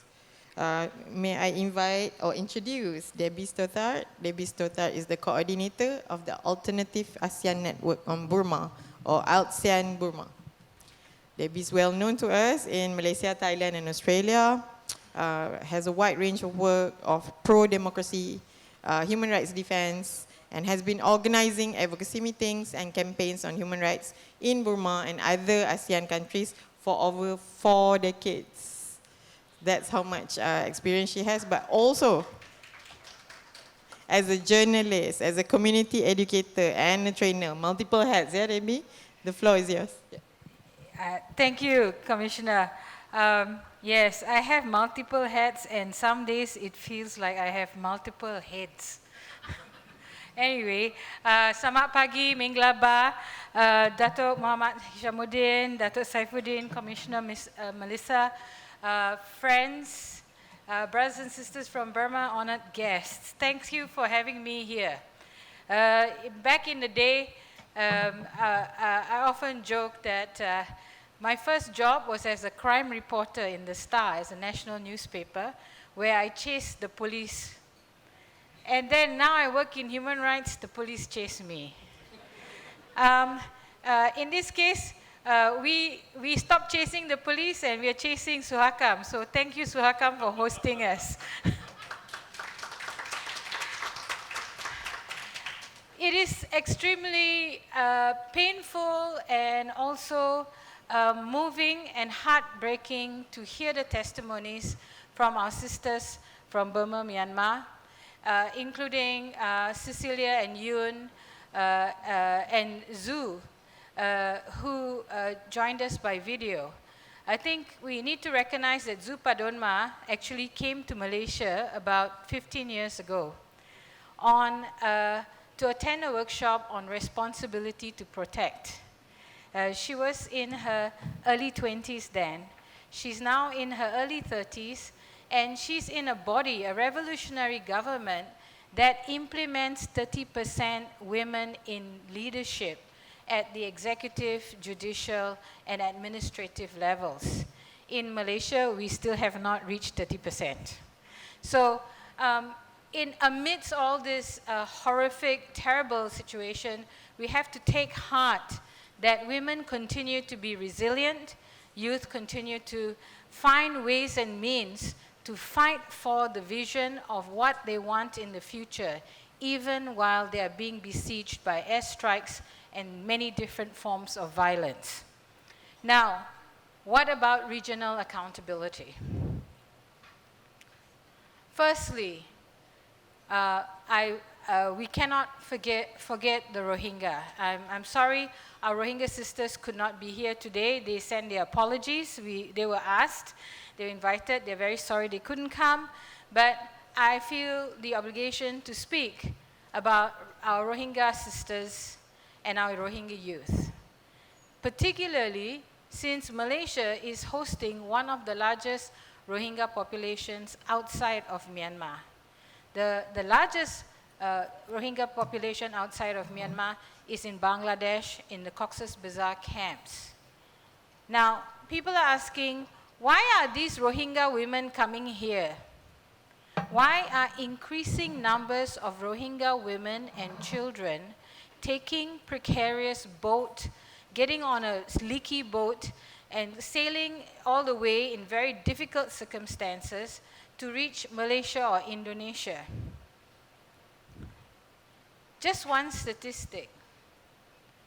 The murder rate, since I used to be a crime reporter, the murder rate in Malaysia is approximately 7 people murdered per million people. So 7 out of a million, that's the murder rate in Malaysia.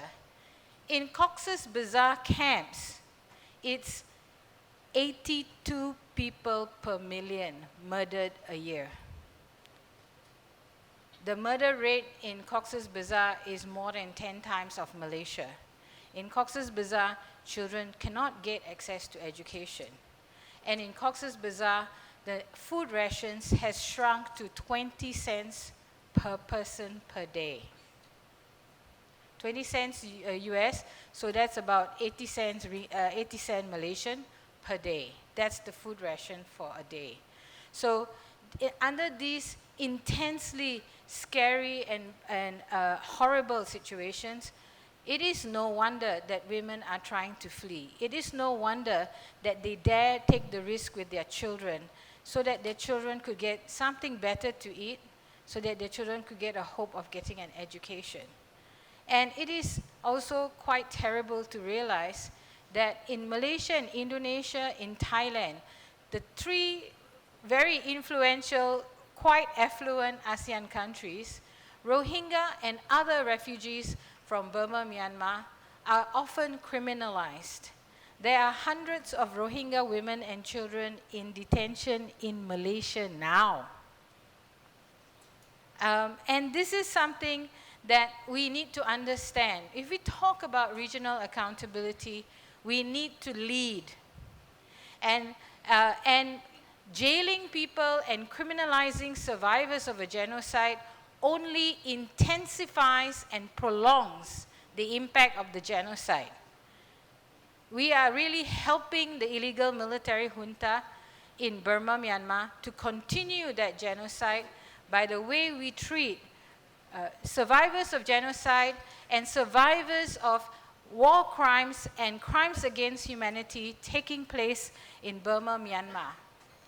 One of the things we also have to recognize is that people with disabilities, young people, women with disabilities, people from the LGBTQ+ community, including trans women, friends of mine from Burma, Myanmar, who have been so severely tortured simply because they are gender diverse in the camps, in the interrogation centers and prisons in Burma, Myanmar, they are still not giving up. They are still holding on to the hope that something will happen because they know everyone in the country is working for change. We at least need to back them up instead of blocking them. The military regime is failing. That's why they can't reach those areas. That's why they need to use airstrikes to go after people. But they have also enacted and they've started implementing forced conscription of young people, forcing young men and women to join the military, poorly trained and sent into the field, the battlefield, to be killed first.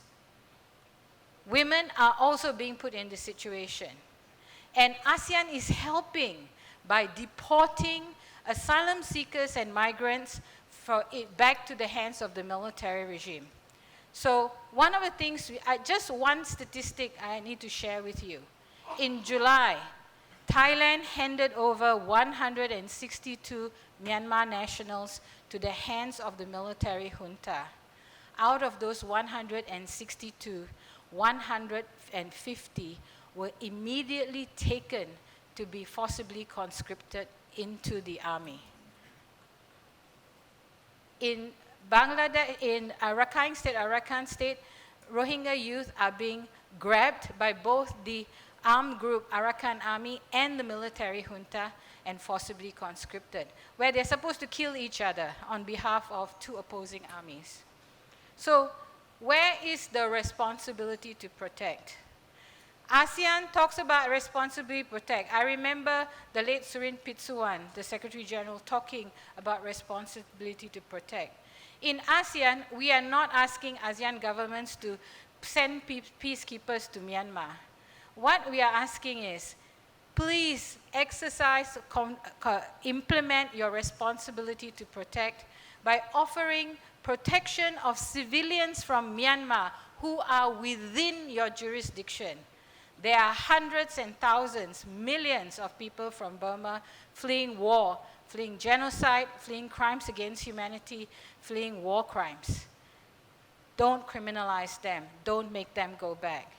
Let them take care of themselves and let them continue to contribute to the lives of their families stuck in Burma while this revolution continues. Thank you. Terima kasih. Thank you so much, Debbie. It's good for us to think when we say in regular immigration speak, sometimes they will say diusir. In Malay, it's even worse than sending back, diusir.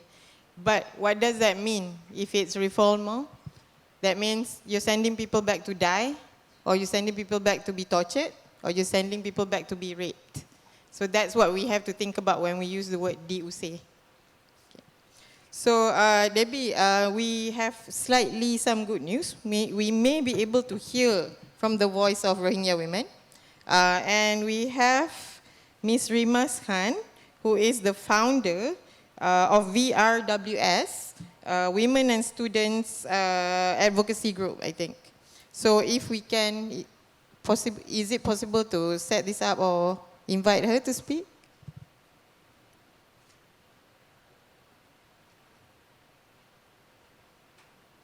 You mentioned Cox's Bazar. I think she's from Bangladesh, so yeah. We also have the two other speakers on Zoom, so please get your questions ready. We already received one. But while you craft your questions, maybe you can also share a little bit of what you think you can do in the form of solidarity. Can you hear us, Ms. Rimas?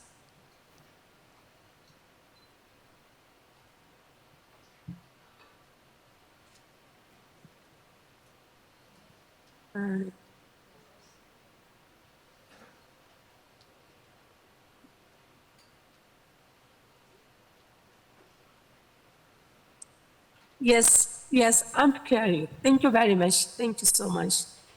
Good morning, everyone. Dear Excellencies, ladies and gentlemen.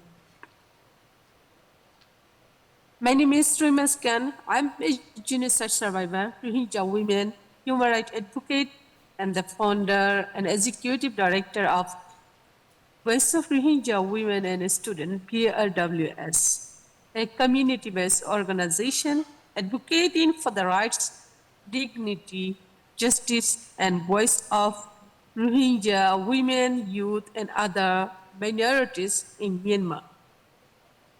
I'm joining today from Bangladesh, the world's largest refugee camp.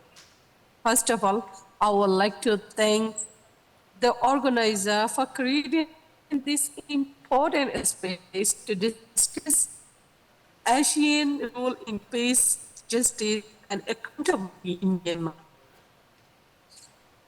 As Rohingya women, I have witnessed how decades of military operation and discrimination have deeply affected all communities, especially Kashmir, the minorities, and other communities.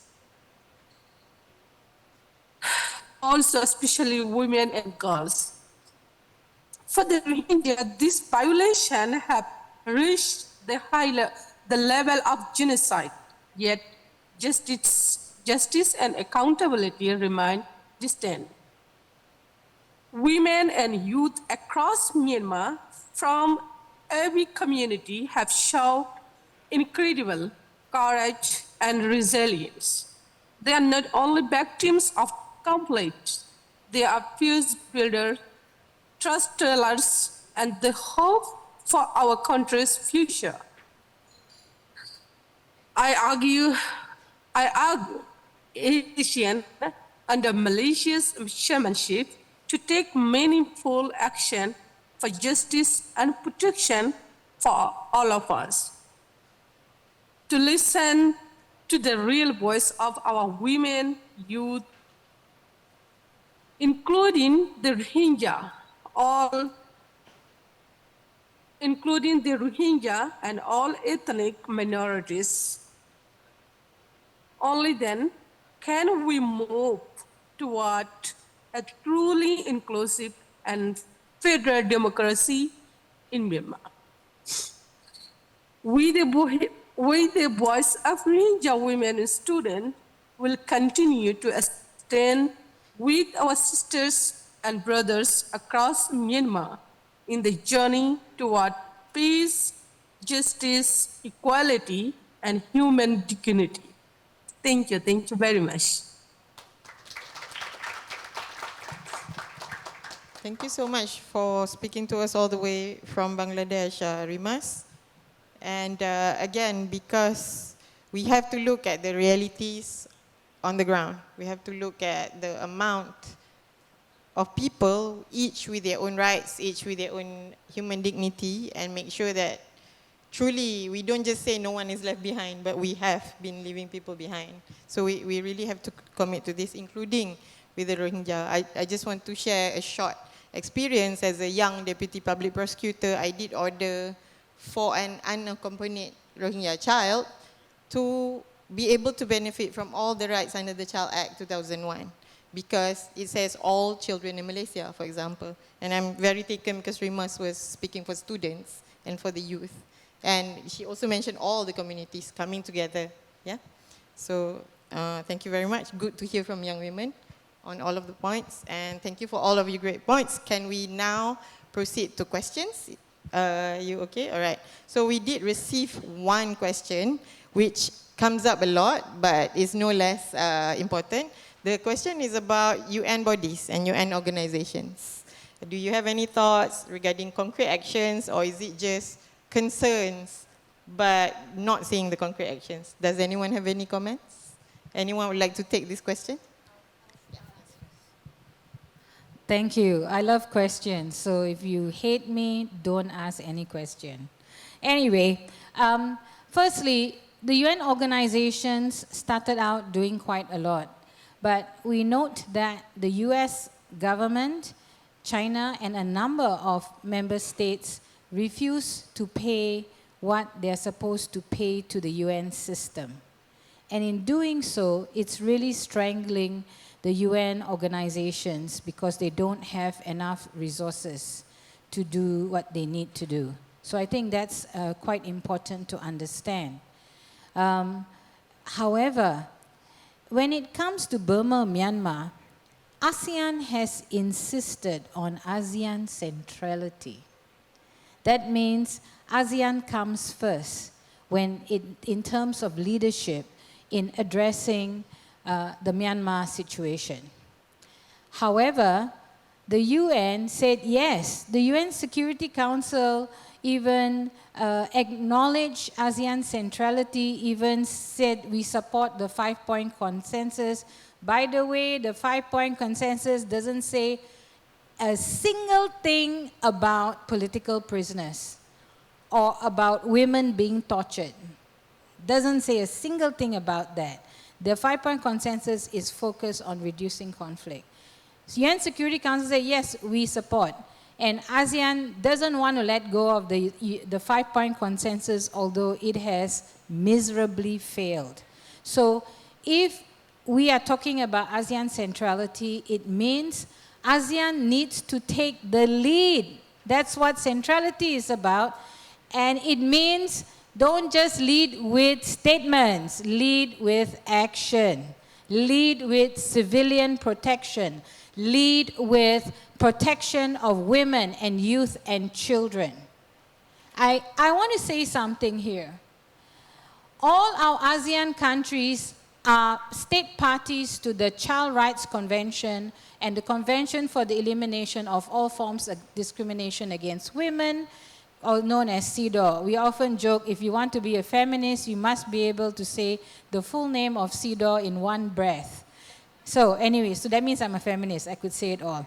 But anyway, there is a general recommendation number 30 for CEDAW, which actually directs CEDAW states, state parties, when they report on how they have complied with CEDAW, they must also report how they complied with the UN Security Council resolutions on women, peace, and security.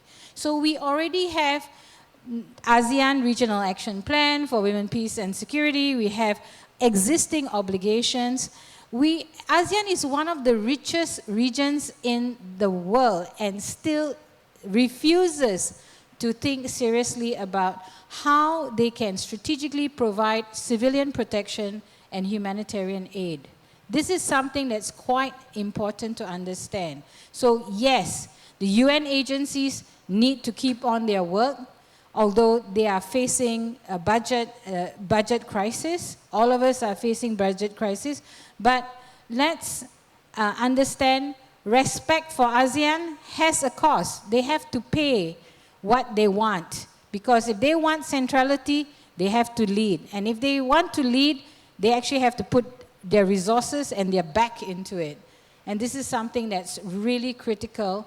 Malaysia is going to be the chair for the next 2 months. It's still not too late for Malaysia to take the lead in terms of civilian protection. Show the example. The Malaysian government already agreed to allow refugees to work, but they are still refusing to implement it. And this is quite horrific when we consider that refugees in this country, whether they're Palestinian or whether they're from Myanmar, they still do not have access to public health facilities. At the least, we should allow them to have a legal job and earn enough to take care of themselves and their family, instead of squeezing everything out of them and denying them what a livelihood opportunity, which is considered a basic human right under any code. So civilian protection is not just an international humanitarian law. In every faith system in Malaysia and ASEAN, there is, in our value system, the acknowledgement of a responsibility to protect women and children. So legally and morally, we have to act. Thank you, Debbie. Would you like to add or no? Okay. So also from your point, and also after asking with our respected audience whether we reflect on ourselves, I will also begin with the response on CEDAW, for example. Because we submitted our gender report card in 2024, so now after the concluding observations from the CEDAW committee, how is Malaysia following through? That is one of the roles of SUHAKAM now. So like personally, but also through the commission, we would like to work together on this, especially on GR30 and all the other aspects of CEDAW, yeah?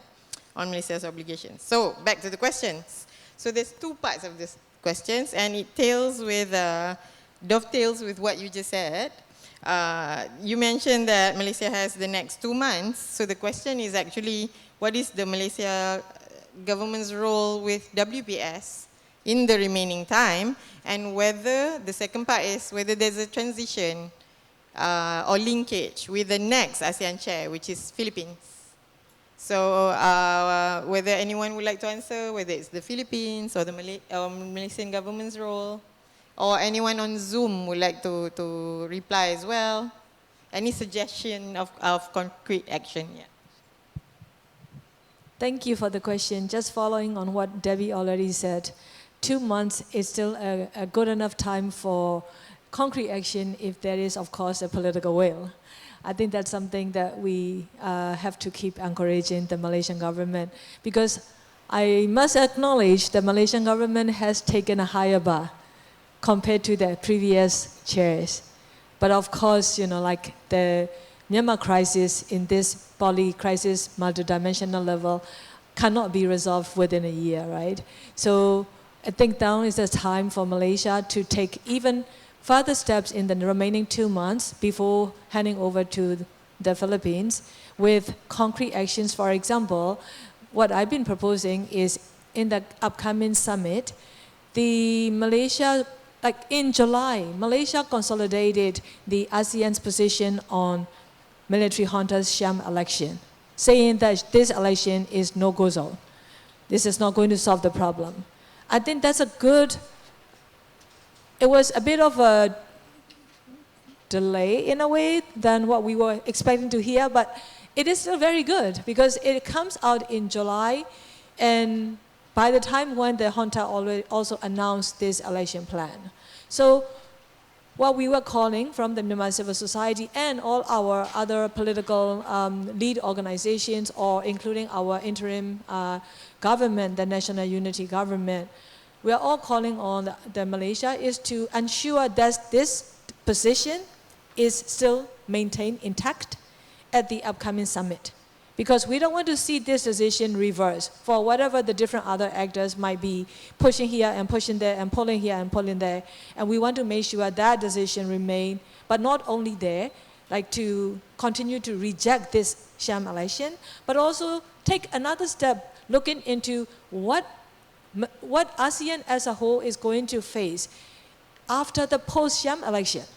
By January, end of January and February, you will be seeing another entity, another name, with the same military generals, including Mei Aung, yeah?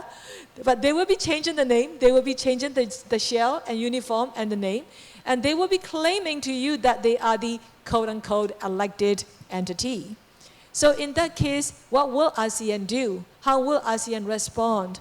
So I was encouraging also to the Philippines legislature, as we visited 3 weeks ago, the ASEAN Charter Article 2 on principles, in which it says that member states supposed to be elected constitutional. I think that is one of the key elements or the tool that ASEAN should utilize, preparing from now on with their strategic plan and messaging, and pushing back on the junta, saying out loud, call it a spade, saying that no sham election, nor any result out of the sham election. The ASEAN is not going to recognize that. I think that is what we've been proposing to the ASEAN as bold, political, moral, courageous action or the step. I think that is at least what the Malaysia could do in leading it. But then handing over to the Philippines, I think it's so important that Malaysia and Philippines work much closer in leading that to ensure that not only the military, the sham election result, outcome entity, but not to ensure that that entity is not recognized, but also, like I was saying, if we still have the junta's representative in the ACWC, in the ICHA, I mean, what kind of women, peace and security agenda that we will be able to speak about for the Myanmar women? So what I learned from Manila is that ASEAN has next year, the Philippines already put 2 issues, priority issues to address. One is the WPS, one is Myanmar issue. Well, both issues is Myanmar issue. Myanmar and the WPS, also Myanmar issue. Quite like directly linked. So in that case, our proposal is that under the Philippines chairmanship, it should not be delayed, but immediately the Philippine chair should be immediately forming a delegation for the Myanmar women to engage. And then really bring out all of the cases that we have shared before you today needs to be put on the ASEAN platform officially. But otherwise, what's the point of the WPS? WPS is all about the conflict-related sexual violence and women participation and women's peace building. If Myanmar is not there, what's the point? So, thank you. Thank you so much. There we have it. And of course, to tie it back to why we are here today, we heard some realistic, actually achievable action that can be done to strengthen the regional accountability instead of we keep on failing the women or the youth and all the communities. So once again, could we have a big round of applause for all of our speakers? Thank you so much. Also on Zoom and those that send in their videos, I think we're supposed to go for a break. And maybe we can, this is not the end of the discourse, we can have conversations at the side. Thank you so much. Back to the MC. Thank you, Madam Moderator, and our distinguished panelists for sharing your very heartbreaking lived realities and also inspiring resilience. Excellencies, ladies and gentlemen, we will take a quick 10-minute coffee break served at the back of the ballroom.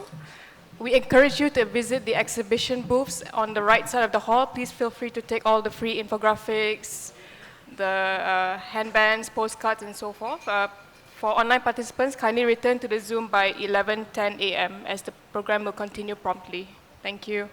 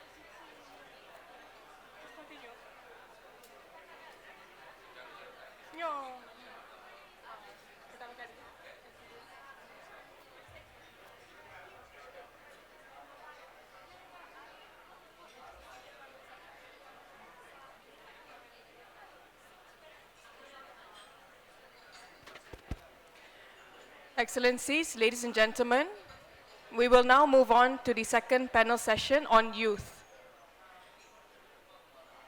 This panel session will be moderated by Megan Stephen, co-chair of the Malaysian National Organizing Committee for the ACS or APF, and will feature the following panelists: Ki Nyen of the Queers of Burma Alternative, a video testimony from Nandar of the Sit Nyain Pan Foundation, Mo of Progressive Voice, Nick from A New Burma, MP from Atan, a freedom of expression activist organization, and last but certainly not least, Yang Berhormat Datuk Sri Saifuddin bin Abdullah, Member of Parliament for Indra Makota and former Minister of Foreign Affairs. Similar to the previous session, we invite you to ask questions and make comments during the Q&A session. Without further ado, it is my honor to invite our distinguished moderator and speakers to come forward to the stage to take the floor.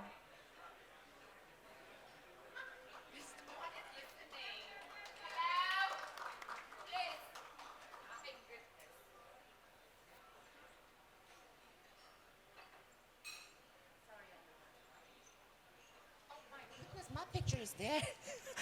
Hello, everyone. Please. Can I get your attention, please? Sit. Make it informal. I'm sorry, I don't like formal.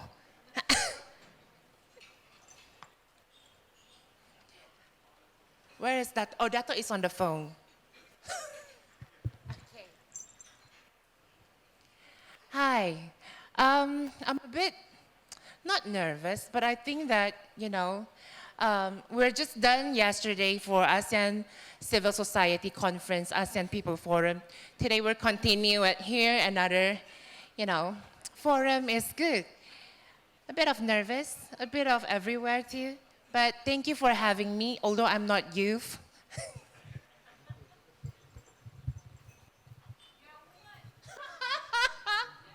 Yes. Thank you. So, I would like to start with, Ki. So, Ki is a queer youth activist and secretary of Queer of Burma Alternative, QBA, active since 2018. They advocate for LGBT's rights, anti-militarism, and environmental justice. Despite the 2021 coup, Ki continues supporting displaced communities and amplifying queer voices through research and podcasts. Ki, the floor is yours, 7 minutes. Ki. Okay, fine. Sorry. Do correct me if I pronounce your name wrong. It's okay. Good morning, everyone. I think it's, thank you, SUHAKAM, for giving a space to Myanmar youth to share our story today. And I would like to express my heartfelt thanks to the SUHAKAM Chair and Commissioner and Honorable Dato Sri Saifuddin for joining us today. My name is Jinye, and I'm queer youth activist from Myanmar and serving as a Secretary of Queers of Burma Alternative. Today, I would like to speak about what is meant to be youth in Myanmar, where even walking at night can feel like a crime. According to UNDP, over 40% of Myanmar youth feel unsafe walking alone after twice as many as before the coup attempt. Sundown in Myanmar no longer means rest. It means fear. For many of us, lifetime is when arrests happen, when soldiers rip home, when people disappear. But even in daylight, we are not free. Our generation wake up every morning to the sounds of drone, gunfire, and uncertainty. We scroll through our phones and count how many friends are still alive.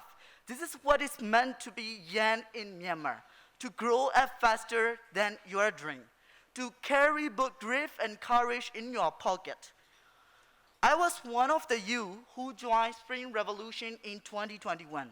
I remember standing in the middle of the streets, holding a banner, "We want federal democracy."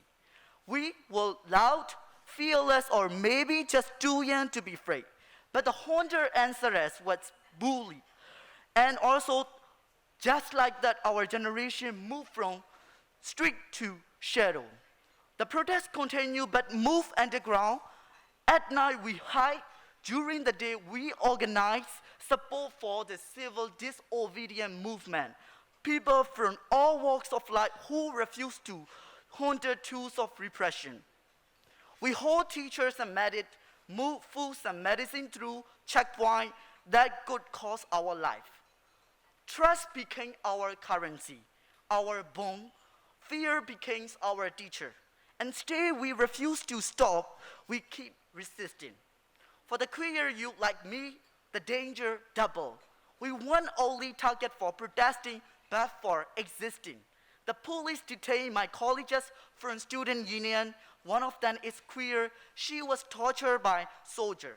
2 students have sentenced to death penalty for their resistance.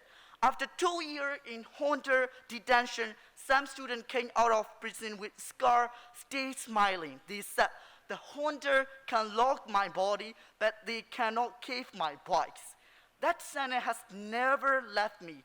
It reminds me that activism is not only shouting, but also surviving and striving. Our voice became podcasts, signs, reports, whispers that reach out the outside world. We are still documenting, still organizing, even when invisible. And now, the Honda call for election. It's an illegal, illegitimate election, with bombs still falling from the sky, prisons still full, and millions internally and externally displaced. They call it a peaceful transition, but Myanmar youth call it what it truly is, Shan. How can you vote when their homes are ash? An election with atrocities and without right is not democracy. It is traitor for the wild criminal. There is no election under the game. Myanmar, you are clear this.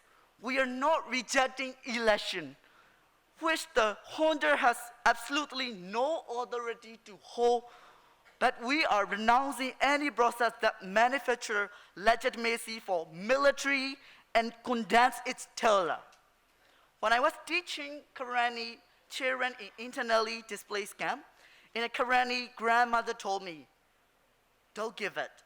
My child, you are the future. The calm encouragement meant more than any grand speech because it's my ads. The spirit of democracy lives in the people, not the bullet spouts of junta. When I distribute humanitarian aid in the northern Shan state, I saw how young people turn trauma into positive action.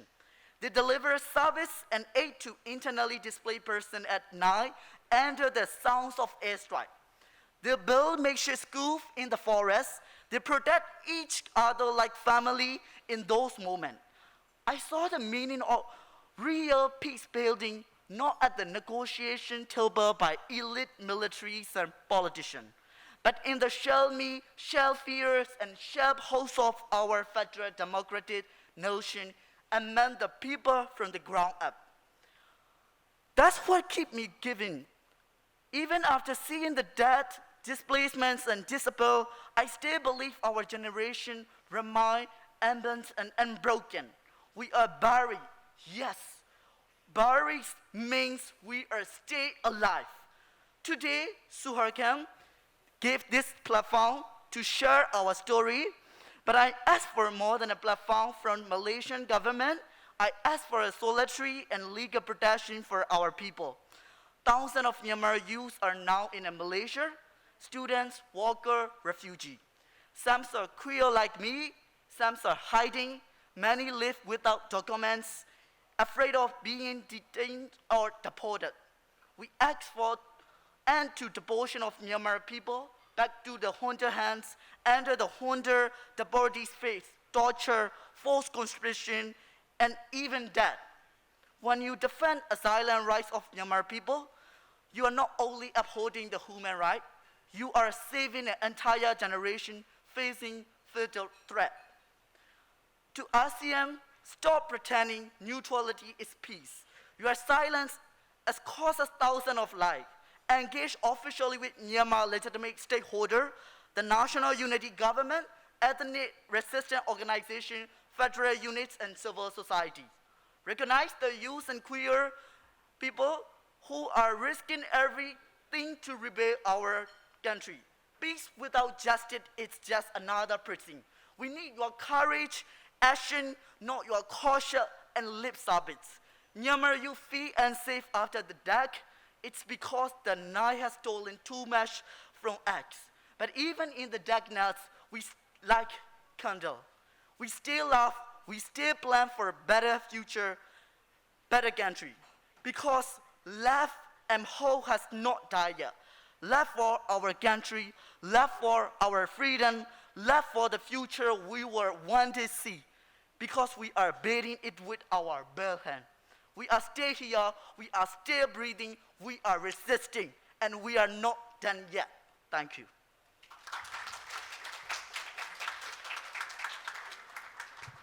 Sorry, thank you, Kenyan. Thank you for a very remarkable from a queer perspective. And I think that, you know, it resonates as well to what I've been fighting for in Sabah, for the stateless queer community.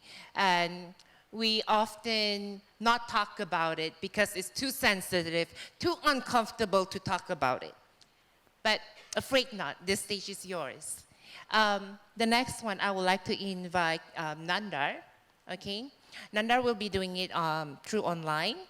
So Nandar is a social activist and civic educator, passionate about promoting active citizenship. Oh, what I'm fighting for, okay? And community development, human rights, and women political participation. She leads the Sit Nyen Pan Foundation. Sorry if I'm pronouncing wrongly. A volunteer-based organization advancing democratic citizenship and education access.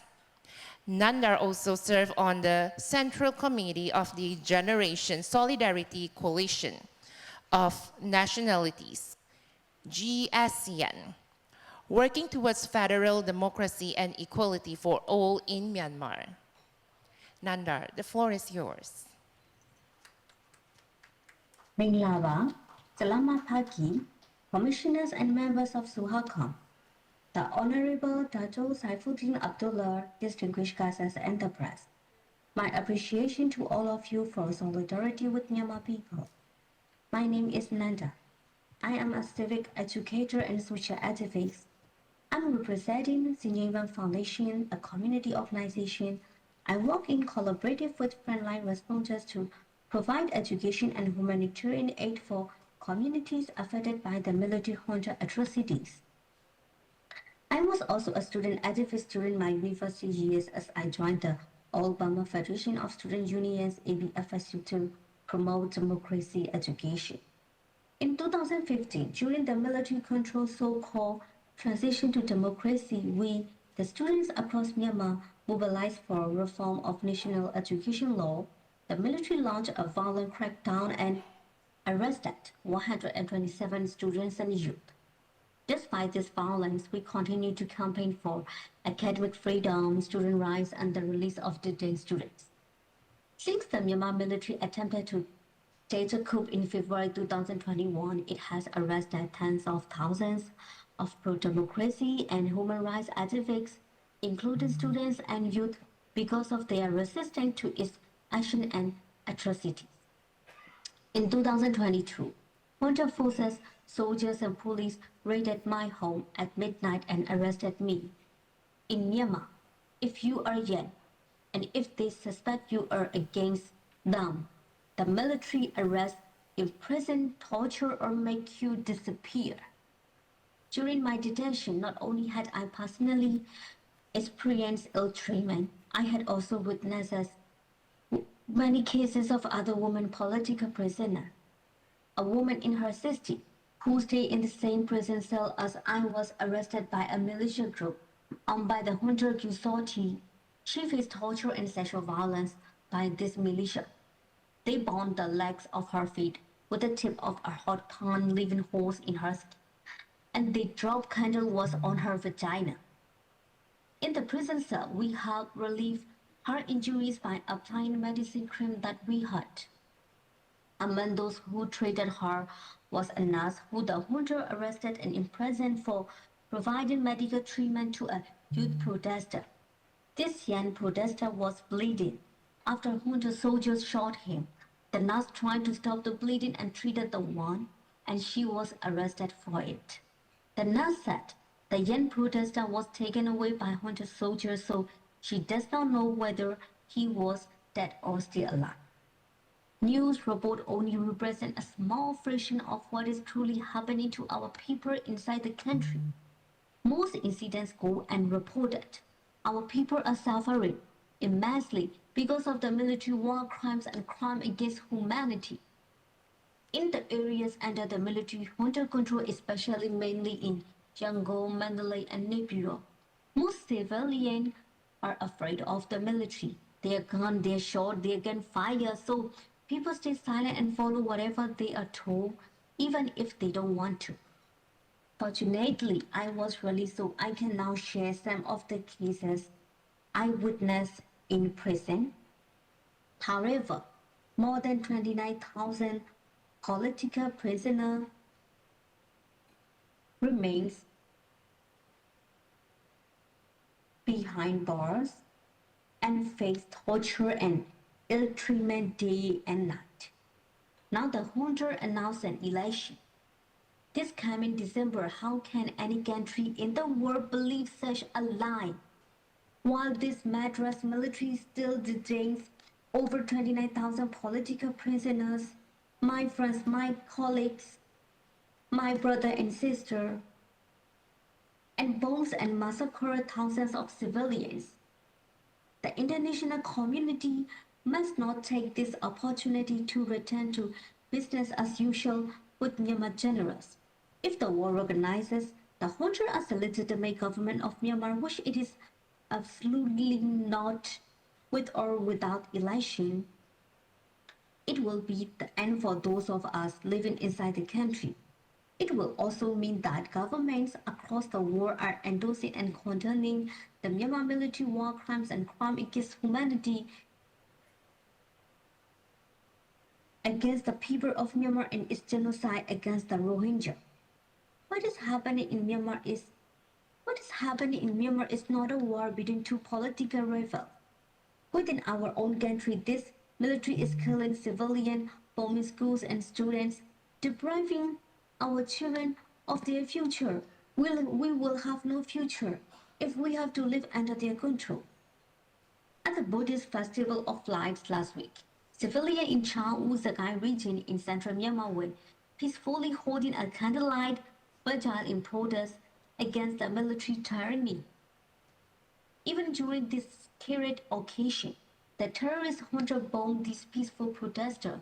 This series of airstrikes killed nearly 30 civilians, including 4 youth leaders and children, and seriously injuring more than 50 others.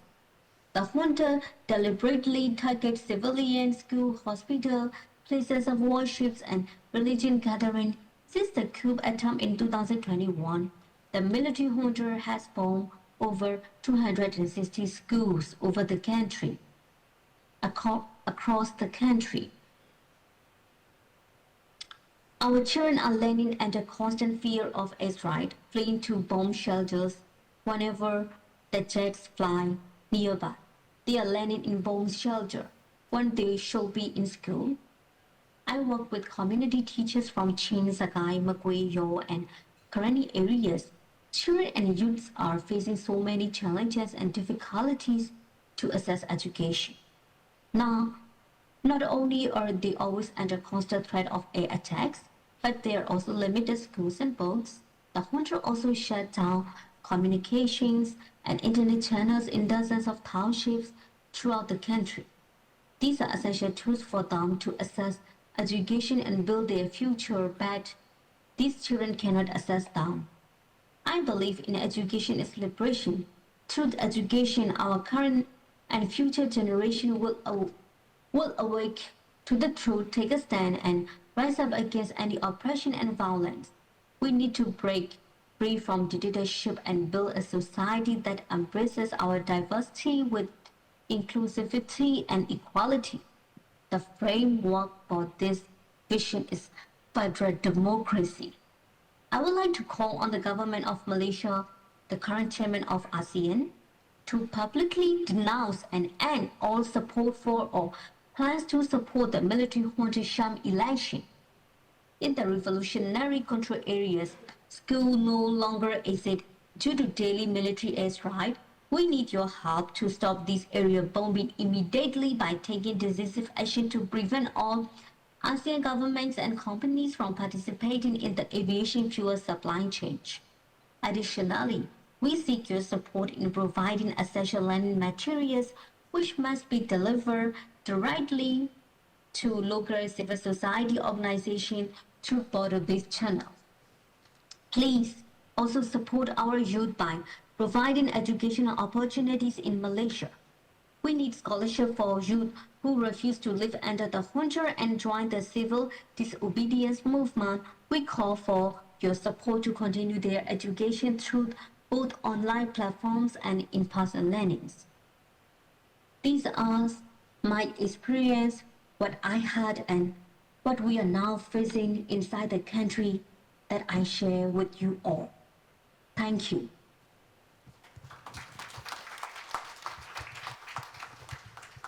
Thank you, Nandar.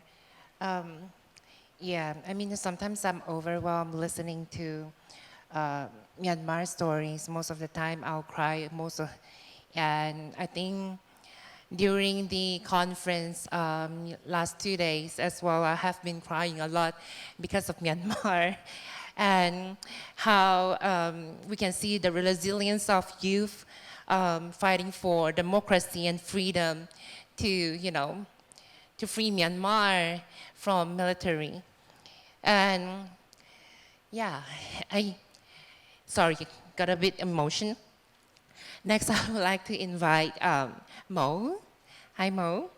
So, Mo is a youth activist currently working as a research officer at Progressive Voice.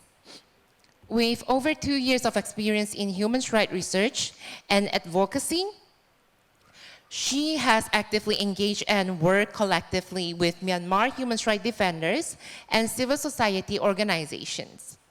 Before joining PV, she was involved in Myanmar student campaign in Thailand as part of the Myanmar People Resistance Movement. She has also worked to improve access to education for children in her community in Myanmar. The floor is yours, Mo. Thank you. Good morning, everyone. First of all, I would like to thank SUHAKAM for giving the space and joining us today, Honorable Dato Saifuddin and Chair of the Commission and Commissioner. My name is Mo, and I'm currently working at a Progressive Voice, rights-based research and advocacy organization in Myanmar.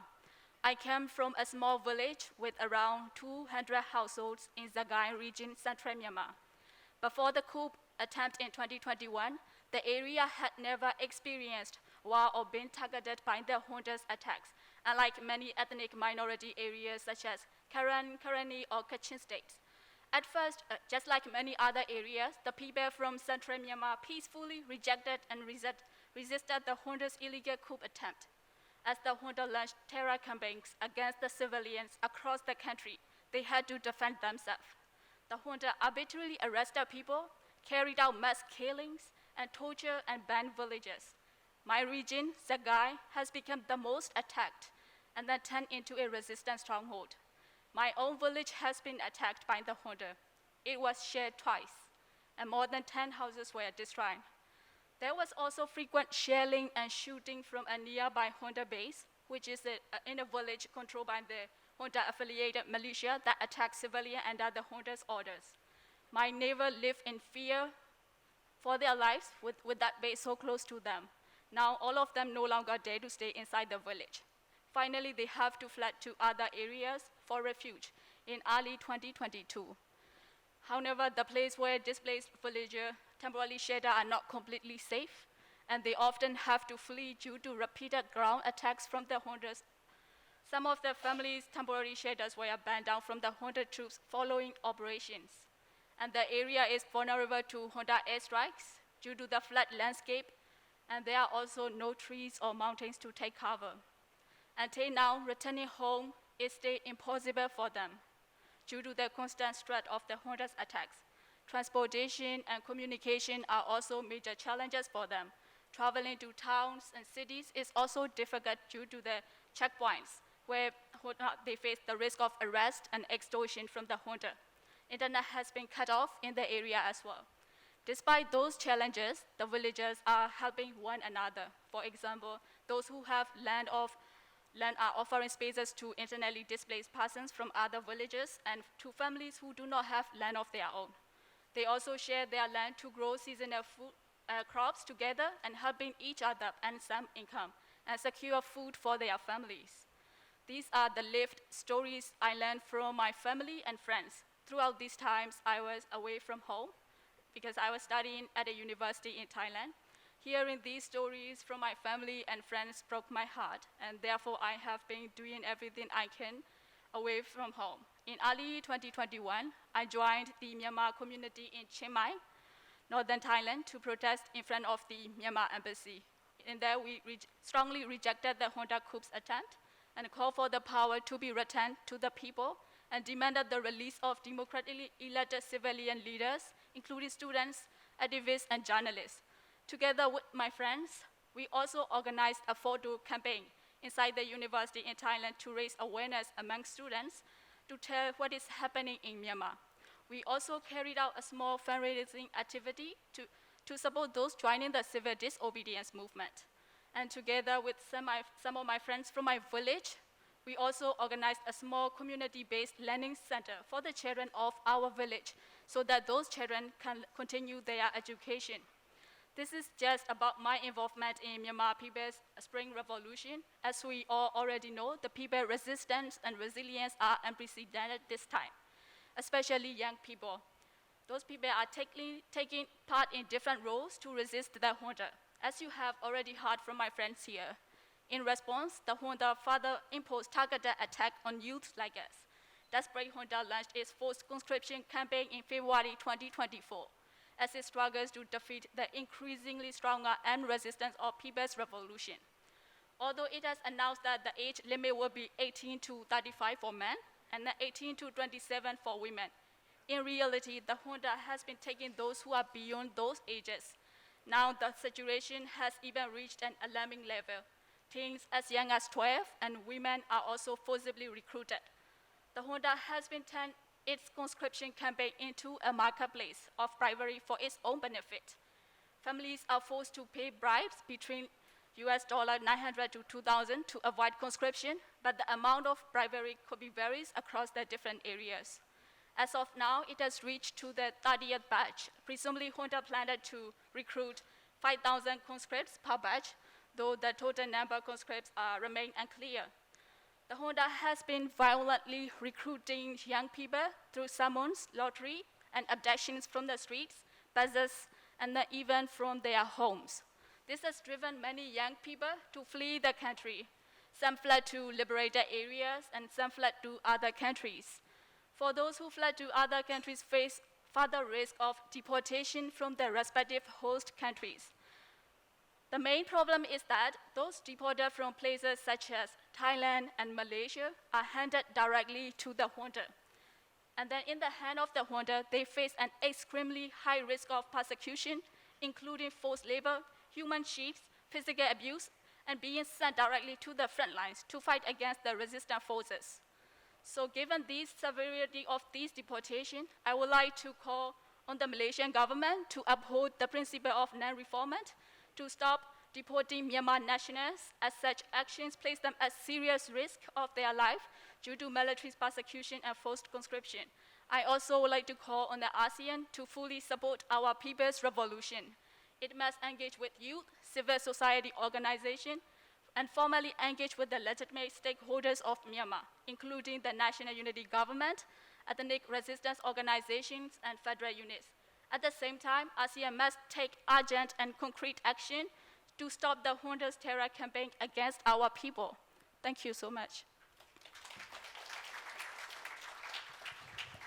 Thank you, Mo.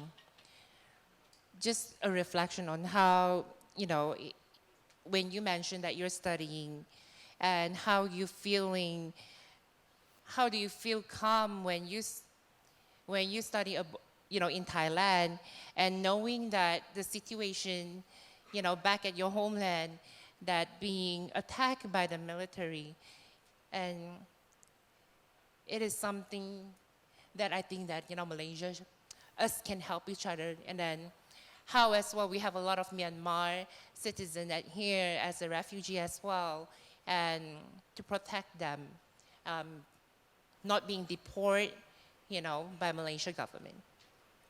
Thank you. Next one I would like to invite is P. Is it? Yeah, there you go, P. So the floor is yours, 7 minutes. Thank you.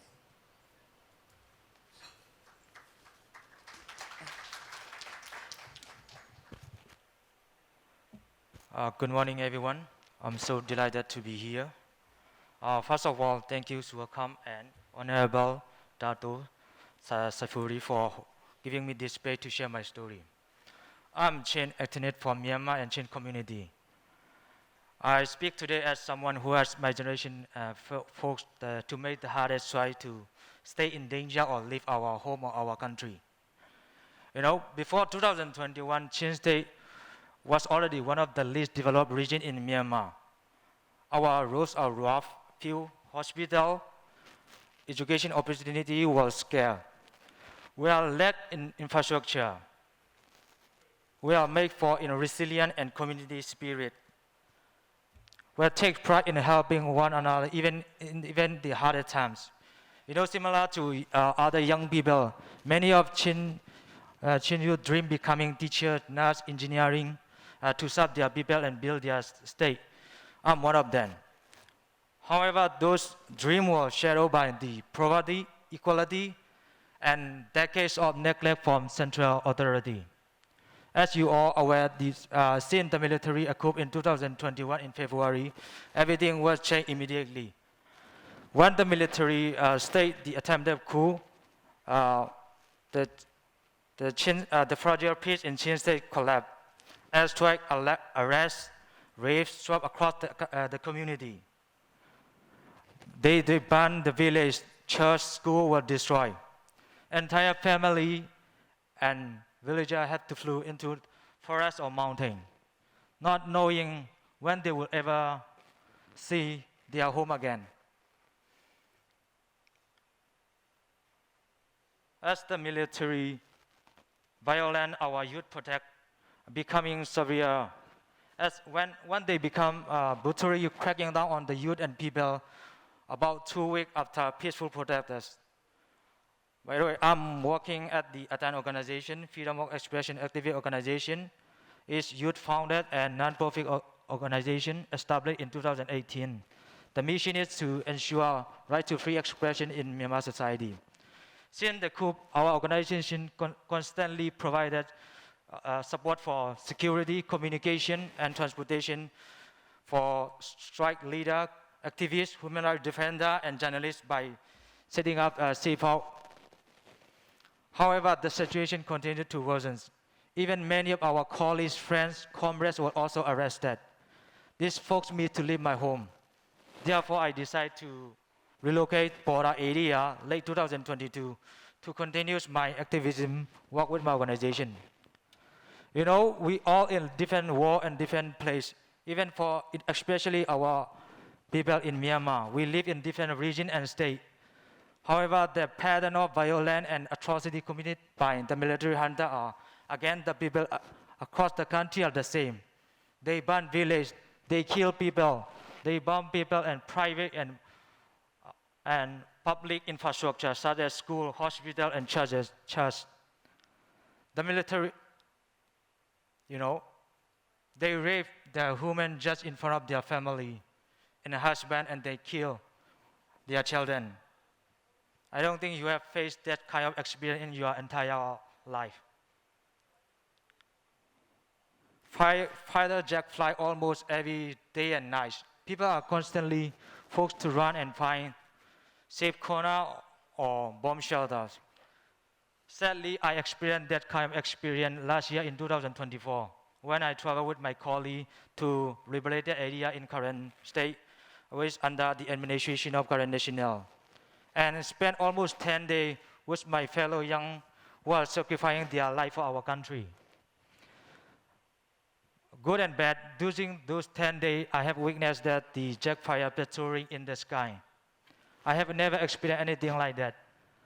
But you know, what is taught me that the real empathy is that when you have been the same situation, at least one with them is completely changed. How you empathy other people in different crises.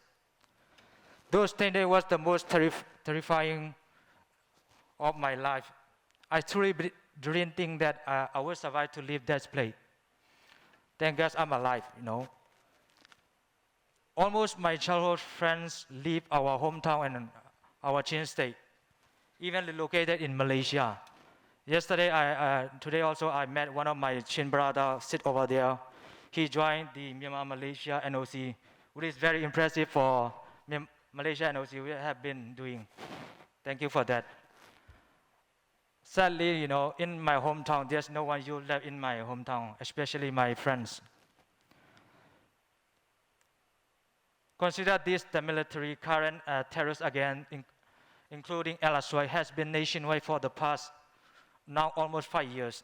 You know, the criminal and the atrocity committed keep repeating historically. Now, the same military has been committing the same crime in ethnic minority region for many decades before 2021, since our grandparents' time. According to the UN, more than 3.6 million people have been internally displaced. Always, Chin State one of the most severely affected regions.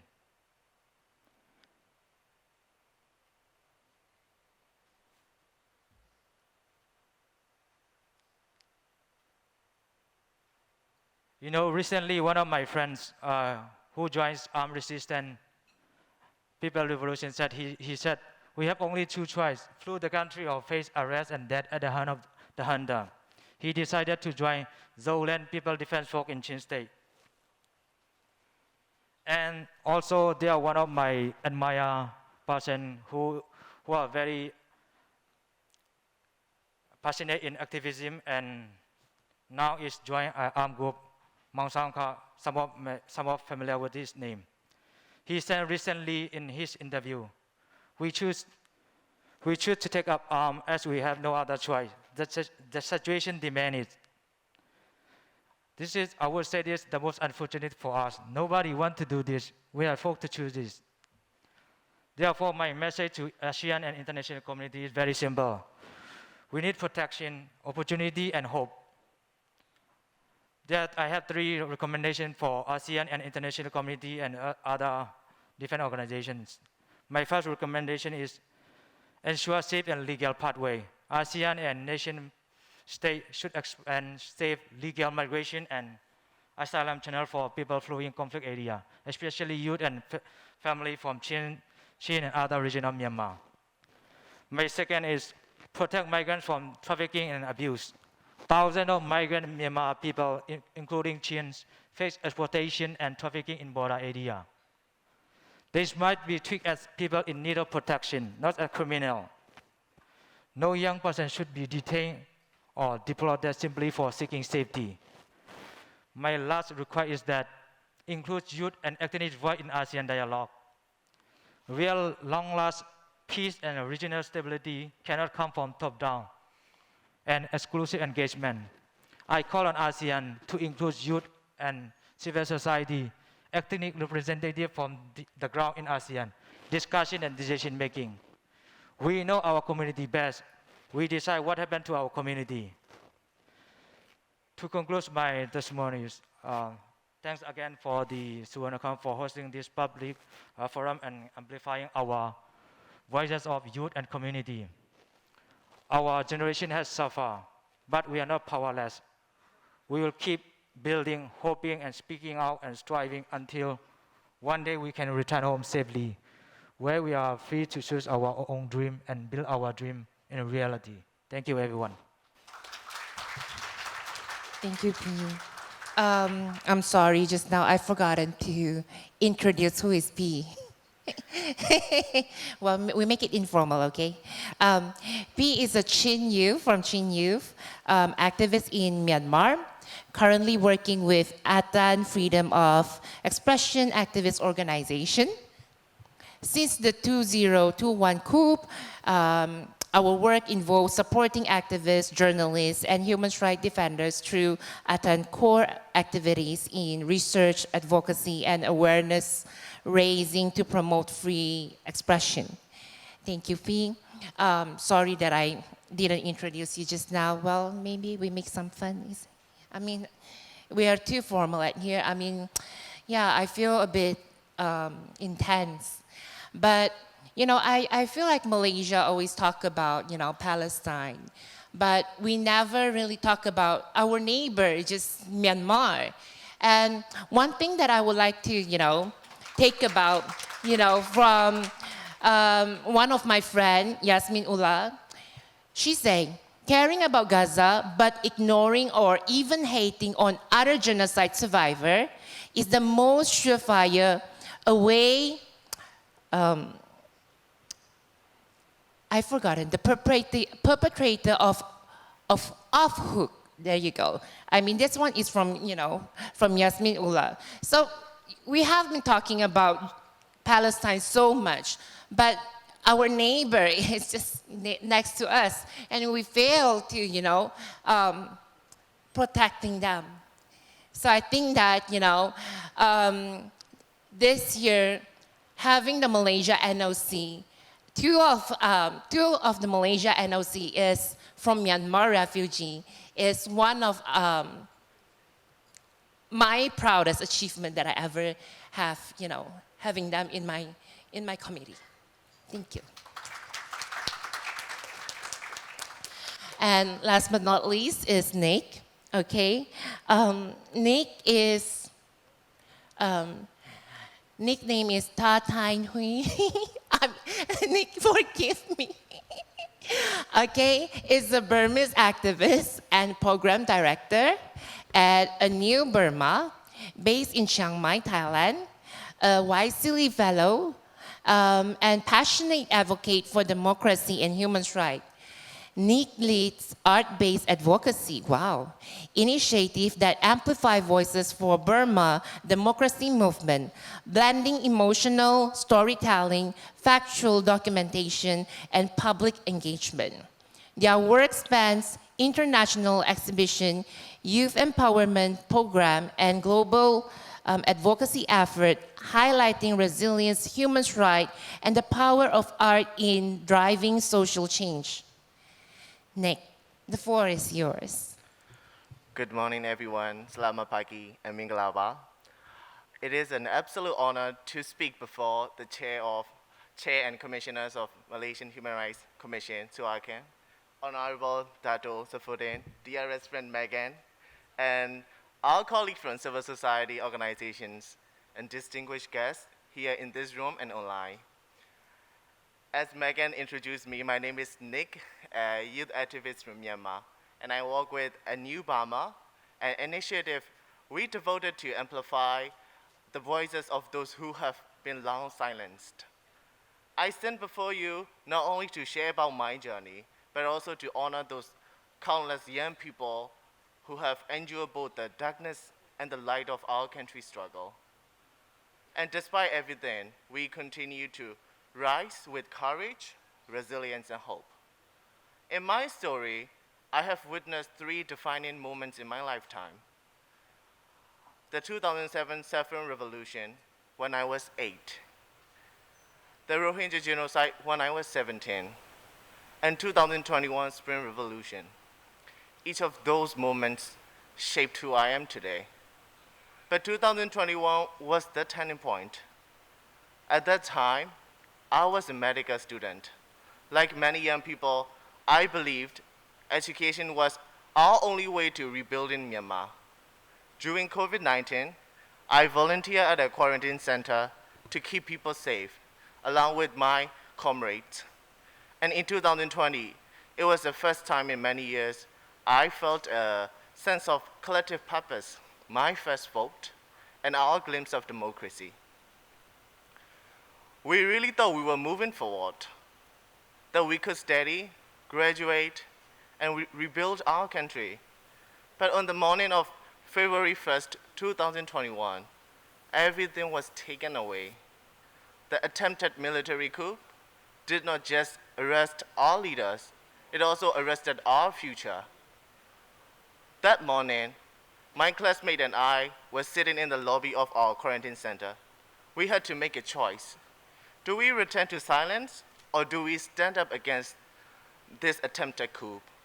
And we chose to stand up. We joined the civil disobedience movement, not to abandon our steady medicine, but to transform our scale into activism, into survival for our communities in need.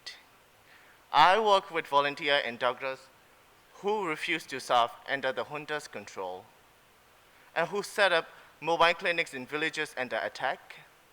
We provided first aid for vulnerable communities and tried to rebuild what was destroyed, and which has been still destroyed. We became both healers and resistors, because in Myanmar, saving life has become an act of defiance. Since February 2021, there have been 5 airstrikes every single day. In 2025 alone, 7 airstrikes happening every day. Today, there are over 3.6 million IDP in Myanmar.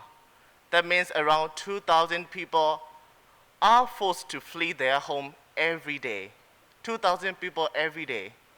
Not just once, but every day. That's more than the population of entire neighborhood in KL. And yet, the amount of humanitarian aid reaching them is nowhere near enough. And the humanitarian aid from ASEAN and member states has not reached to the people in need, but sitting in the warehouse of military, which later will be used for their own sake. Communities that have lost their homes now also lose their right to healthcare, education, human security, and livelihood. Why? Because hospitals are bombed, schools are targeted, and even monastery and churches are not spared. Imagine a mother in makeshift displacement site going into labor, but there is no clinic, no doctor, and no medicine. This is when CDM people like us step in. I would like to share the picture here of CDM medical students in Karenni State. This is a photograph I'll never forget.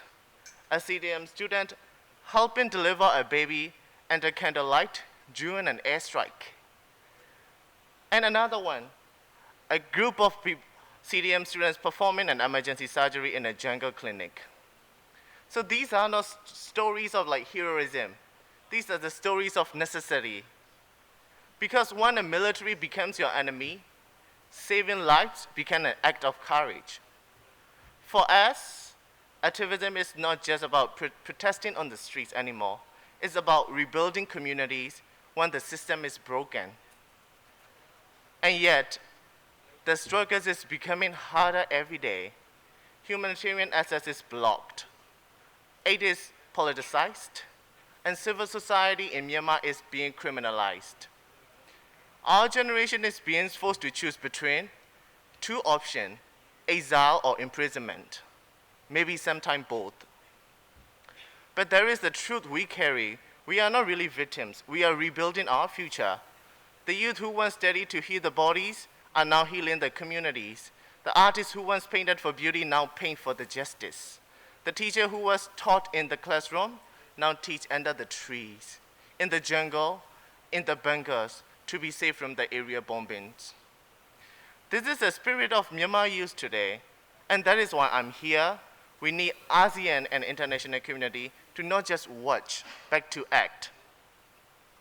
Let me end with 3 recommendations. First, ASEAN mechanism must stop inviting junta representatives and directly engage with Myanmar civil society, including youth, women, and ethnic communities, not just through junta lens, but through the lived experience and realities of those on the ground. Second, ASEAN must provide humanitarian support, utilizing cross-border channels that reach displaced people in area outside junta control. Partner with local responder, including CDM professionals and community networks, who are already risking their life to deliver aid. They are the ones filling the gap left by the international aid system. Let's lead. The companies from ASEAN member states are taking part in aviation fuel supply chain to Myanmar, which the illegal junta utilized to kill the civilian. And ASEAN must immediately cease the involvement of those companies in the direct or indirect export, sale, storage, and delivery. We ask for your support and partnership, because even in the darkest time, we are not really giving up. We are still dreaming, stay organizing, advocating here, stay believing that one day we will return home, not to the sound of the bombs, but to the sound of freedom. Thank you. Thank you, Ning. Thank you for that. I mean, imagine 5 airstrike every day. And, you know, you mentioned since 2025, it is, I mean, we live in Malaysia. We don't have airstrike every day. If this is 5, like how can you live in peace? How can you sleep, you know, silently, quietly? And imagine what happened in Myanmar as well. I always told the Myanmar team as well, whatever happened in Myanmar is going to affect Malaysia as well. It's because of Rohingya, you know, Myanmar coming in to become a refugee because of they know that they know that Malaysia is safe. They know that we can rely on Malaysia. However, I think we have been criminalized, you know, Myanmar or Rohingya community a lot and deport them going back to Myanmar when we know that Myanmar is no longer safe. Yeah. Okay. Not too much or else I cry. The next one I'll be inviting Dato. Dato is a MP from Indra Makota and a former Minister of Foreign Affairs. Dato, please, thank you.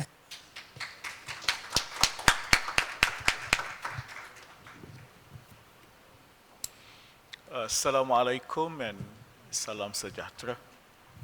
I wish to thank the organizers for kindly inviting me. Must be Debbie's thinking and kin. Anyway, it's good to be among friends. Let's give a big hand to all the young presenters.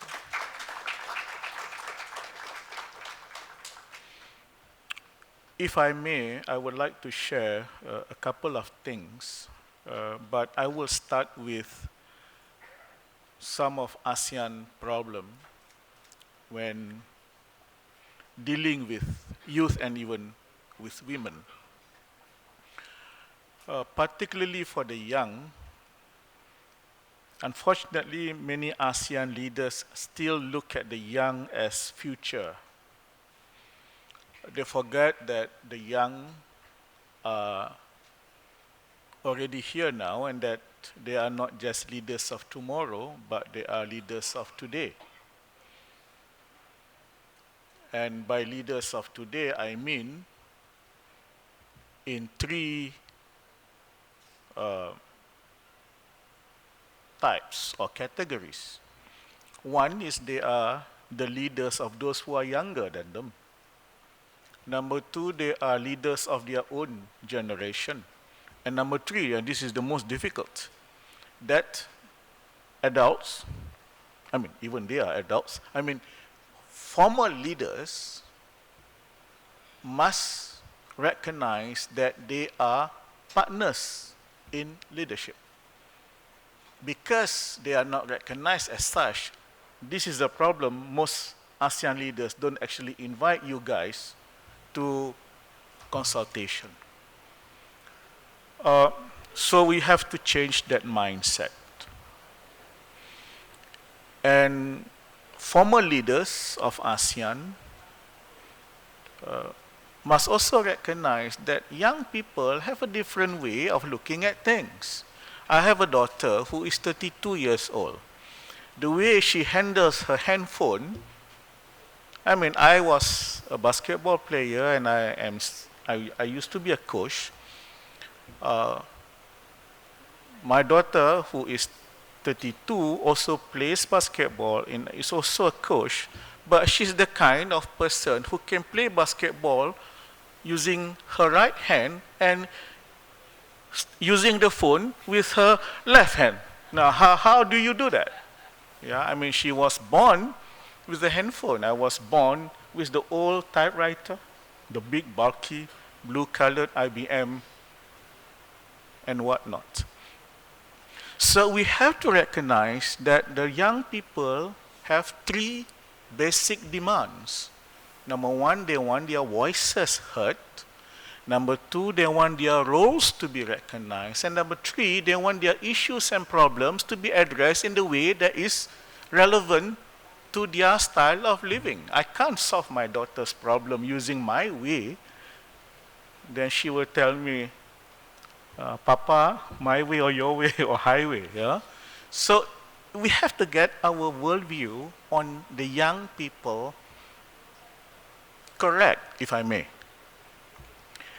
Then we go to the more official ASEAN position which needs to change. Not because I'm Malaysian, but I thought the Malaysia as the chair of ASEAN has done quite a bit, quite progressive in handling the crisis in Myanmar. At least the foreign minister I know have met the NUG foreign minister maybe once or twice. My only complaint is, why is he not telling the world that he has met with Foreign Minister Zin? That I cannot understand. If I met her in 2018 and a few times after that, and I always say I have met her. The only thing is I delay the posting for security reason, that we all understand. And I don't tell where I met her, but I told people, I told the world I met her. Yeah? And we discussed certain things. And now we are urging Malaysia as chair to lead ASEAN to outrightly reject the sham election. And they have to make it proper, make it official, and cannot make the kind of statement that is like, you don't know exactly what the position is. And I want to reiterate the call of many people, including in this room, that the coming 47th summit is really a chance. Some people say the last chance for ASEAN to save itself or its reputation when it comes to the way it addresses the Myanmar crisis. My way of saying it is, you have to come up with a new game plan with a clear end game. Forget the 5-point consensus. It has failed miserably. You have to come up with a new game plan led by the people of Myanmar. And the game plan is political, not just humanitarian. It involves the boycott of certain things, and including people sending, you must stop people sending aviation fuel, arms, and so on. And the end game, as I understand it from my Myanmar brothers and sisters, is a comprehensive, inclusive, democratic society for all. I mean, you know better the wordings. But ASEAN in the coming summit must be very clear in the statement. Now, if I may then go specific to ASEAN and Myanmar youth in relation to ASEAN youth.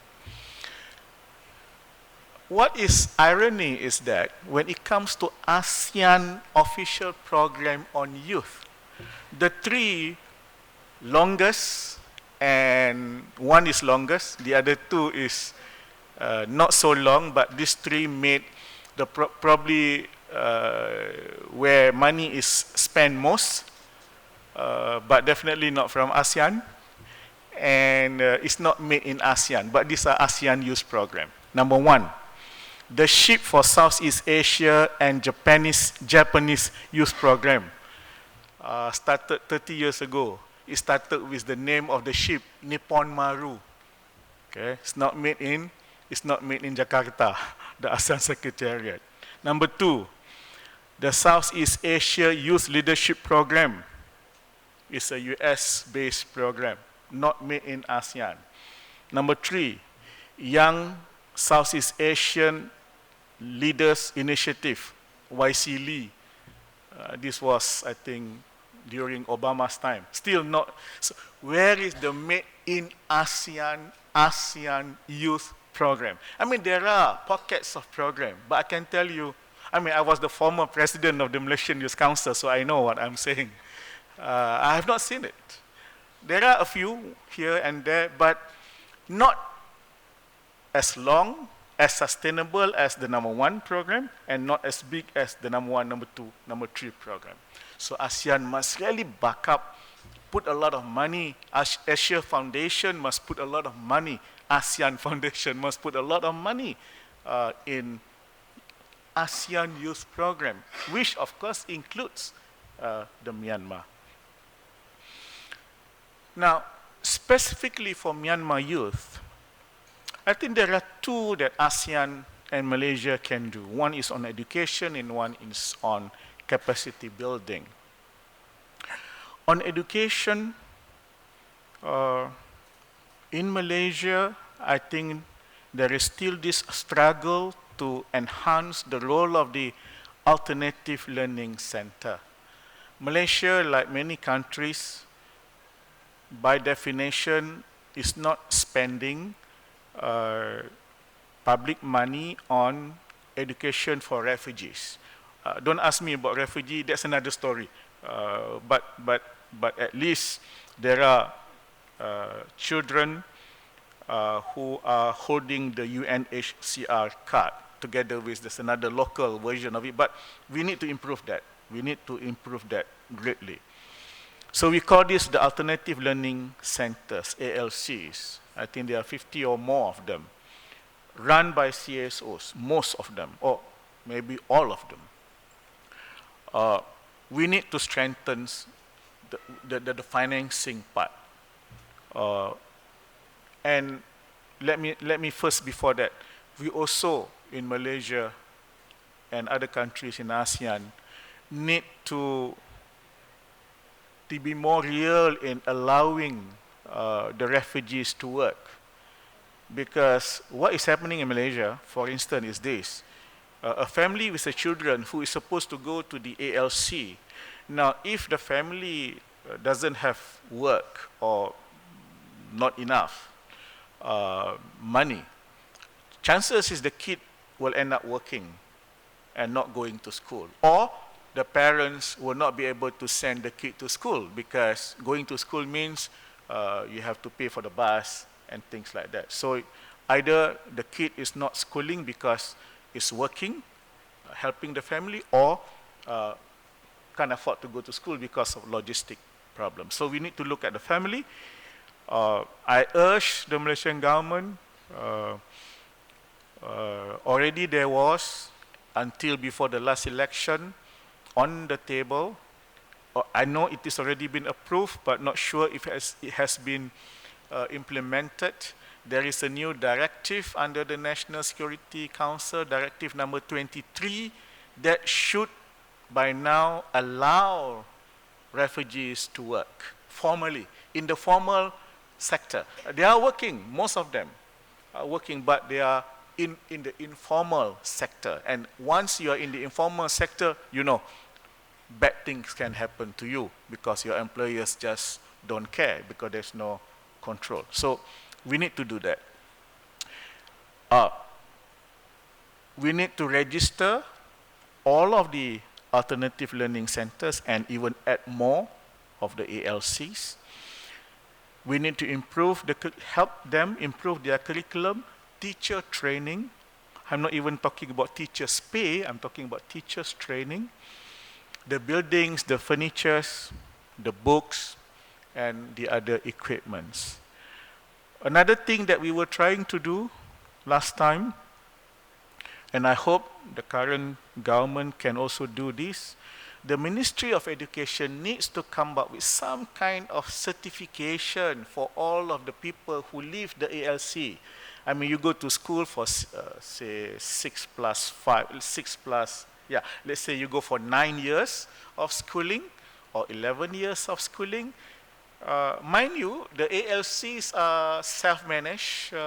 They don't have proper formal system. So we are hoping that the Ministry of Education can come up with some kind of document that recognize at least this girl and this boy has attended this and have achieved certain level of thing.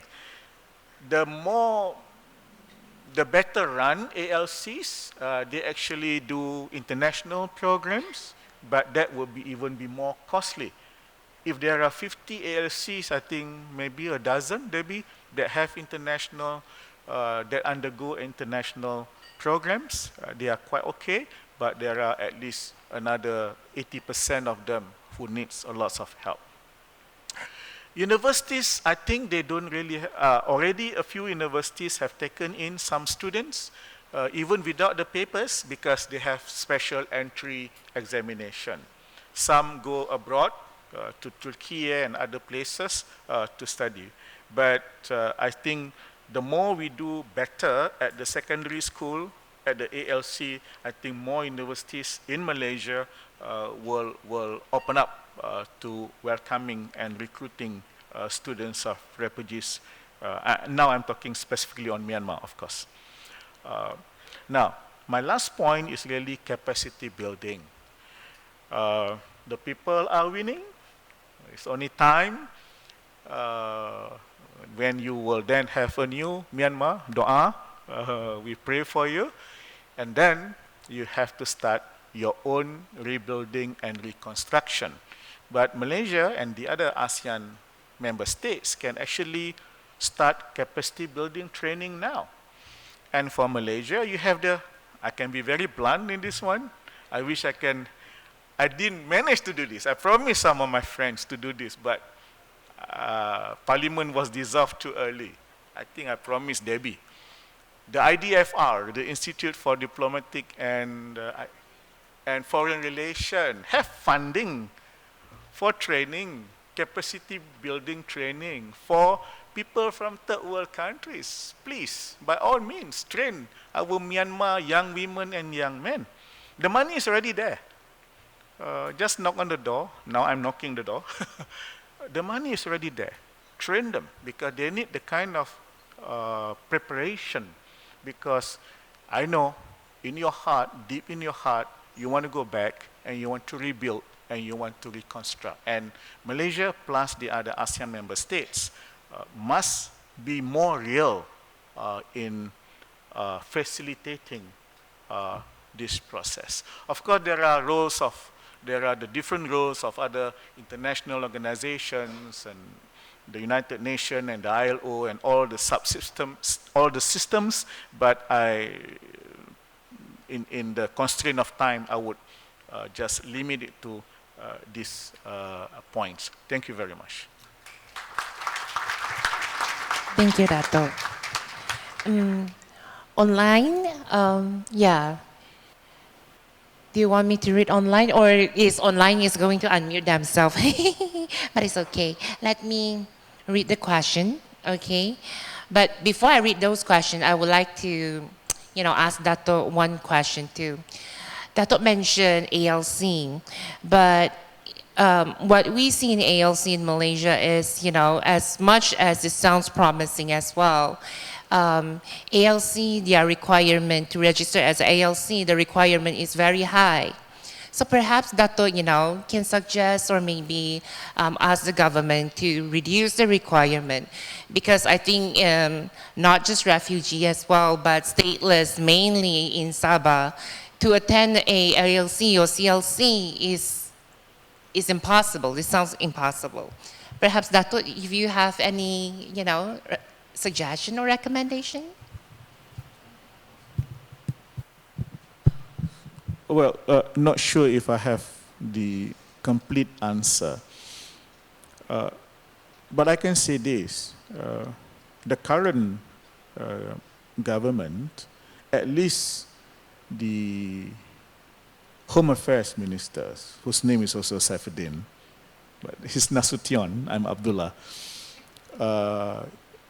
I know for a fact that he is quite open-minded when it comes to dealing with stateless children.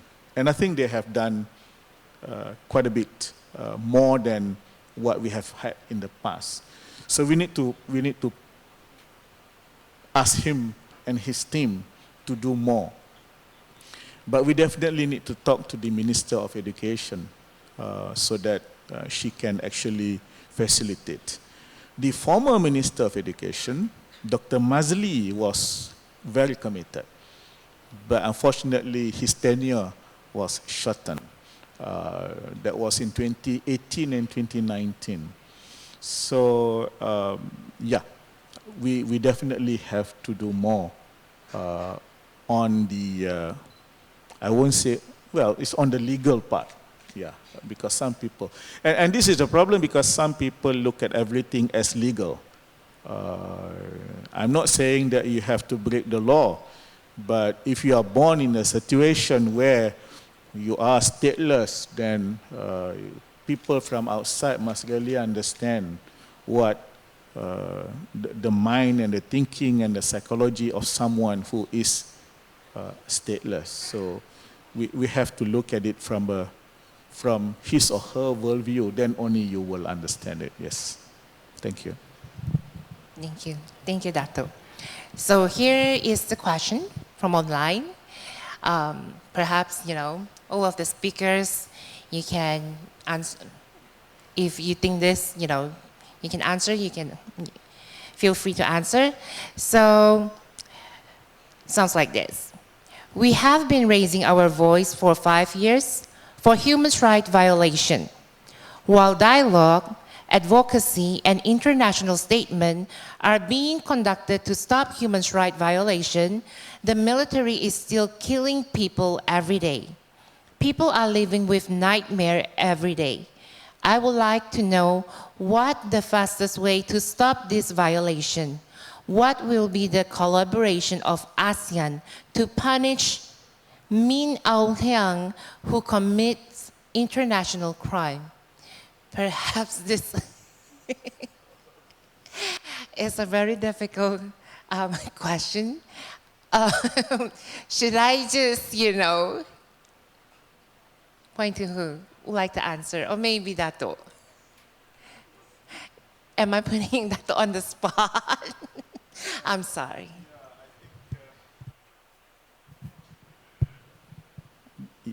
Day before yesterday, a few of us made a joint statement, and one of the statement is calling ASEAN to make sure that, you see, all these criminals, they must face consequences. And I don't think ASEAN has made it very clear. I think ASEAN has to make it clear. You are a criminal, so you have to face consequences. So that I think ASEAN has not made. I mean, that's the least the ASEAN leaders can do. And we must urge them to at least make that statement. Otherwise, this guy, feel that he is forever safe. Yeah. Perhaps, we probably will be having a statement soon. Perhaps, I wonder how maybe we can talk after this. We wanted to submit a statement from ACSC and APF. So, Maybe Dato can help us, link to someone in ASEAN Summit so that we can give our statement to all of this thing. Or maybe we have speaker who would like to answer. Anyone? Okay, Nick. I just want to mention one thing, and it's not about the faster way to put male line in ICC, but it's something that ASEAN could be doing or should be doing right now. The first practical way to reduce the violations in Myanmar is to cut the junta access to money and means to wage the war in Myanmar for arms, fuel, financing, logistics, cut everything, and to increase immediate legal and diplomatic pressure that raises the cost of repression, do targeted sanctions, travel bans, arrest warrants, and refusal of recognition of Myanmar military. So that is also require coordinated action by ASEAN member states, and together with EU, US, Japan, Australia, and stronger enforcement of international justice jurisdiction, ICC. Thank you, Nick. Okay, so do we have any more? Okay, no answer. So here is another question from online. What form of regional or international solidarity or approach do you believe would make the most tangible difference from Myanmar youth on the ground? Perhaps Mo? Would you like to answer? So yes, I just joined the ACSC APF. In there, I witnessed all of the young people from the ASEAN joining and then shouting together with us, stand solidarity with Myanmar people. That is what we want, and that is what we need. Even recognizing what we are suffering and making your heart open to listen to us, to listen our suffering, it encourages a lot to fight against this military junta who is killing a lot of people, and then international criminal. We want to dismantle this tyranny, and we would like to rebuild the country that we would like to see, a new Myanmar, federal Myanmar, to get with our own hand by leading by our own people. That is, so if I would like to invite all of the friends from ASEAN and then from every regions to join in hand with us to fight against and then build a democratic country together. Yeah. Thank you, Mo. I wonder on the floor, do we have question? Take one question. Okay, please.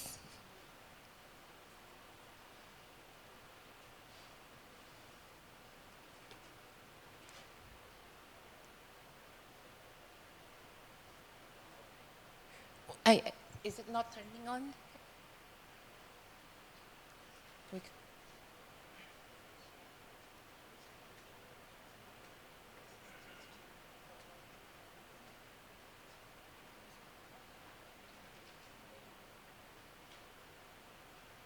Hello? Okay. My name is Eli. I am from Myanmar Workers Organization. I will let you know some issue and little bit question. Okay. CDM woman who has arrested in September 2024 and deported in the first month of 2025 was sent to an interrogation center upon her return to Myanmar, where she was sexually assaulted. We know that starting from April, the Myanmar embassy will no longer issue COI for CDM. However, according to the latest information, there are 5 CDM among those who were deported after 8 November 2025, all of whom are women, CDM. They were reportedly taken from the airport for interrogation at once. What will happen to them? It is said that a Syrian woman detained in some detention center is in a state of mental illness and is no longer wearing clothes. None of us know. So, we are many ways to protect CDM in Malaysia from the local authorities. What other ways there are? I want to know more about this situation. Thank you. Do you have any speaker that you would like to? I want to answer from Dato. Dato Seri Hishamuddin. It is okay. Maybe you want to repeat your questions. Yeah. Just the question. Yeah. Yeah. So, we want to protect CDM in Malaysia from the local authorities. So,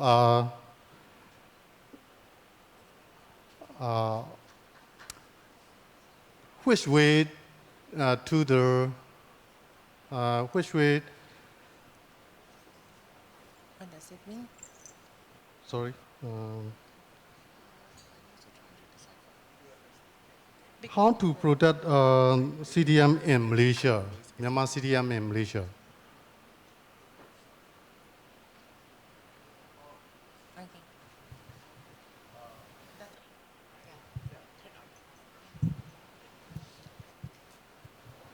Well, if I understand correctly, Yeah. Your question is also related to my earlier intervention when I was relating to the National Security Council Directive number 23 that I understand the government has passed it, but I'm not very sure to what extent it has been implemented. Yeah. Because that should cover security issues from the national level up to the township and things like that. I know there are many Rohingyans in my own constituency that sometimes face problems with the local authorities, not necessarily just the police, but some of them, they are working. Again, this is the problem with informal economic sector. So they may be working, helping in restaurants and things like that. Then the local authority raid the place, sometimes not because of their fault, it's their employer's fault. They didn't do it properly, and then they get into trouble. So they are like innocent bystander who come and work in the restaurant, but because the restaurant didn't do good in terms of the legal requirements, including making sure that the restaurant owner register the Rohingyans who are working. So, yeah, and then everybody will make excuses. Oh, we cannot do this because there's no rule, there's no law. That's why I go back to the National Security Council Directive number 23. Because I've made this call even in Parliament, they have not replied. They said, yes, we have passed it, but whether they have implemented it to a certain extent. Because if they are really implementing it, I think I won't say then no issues at all, but at least we can overcome some of the problems. Thank you. Thank you, Dato. Thank you. Maybe perhaps I can add on, we have SUHAKAM at here. One of the reasons is, you can report if you see any violation of human rights Or you can connect with NGO, CSO that fight for Rohingya or Myanmar in solidarity. I think a lot of NGO or CSO that work with human rights violation definitely will help you no matter what. I guess that's answered the question, yeah? Okay. I guess we end our session here. Thank you to all of the lovely speakers. It's an honor. And yeah, I'm no longer a youth, but I've been asked to do it. So thank you very much. Okay. To the MC. Thank you to our distinguished moderator, Yang Berhormat Datuk Sri Saifuddin, and our very brave youth panelists for sharing the unimaginable realities and also for the very concrete recommendations put forth.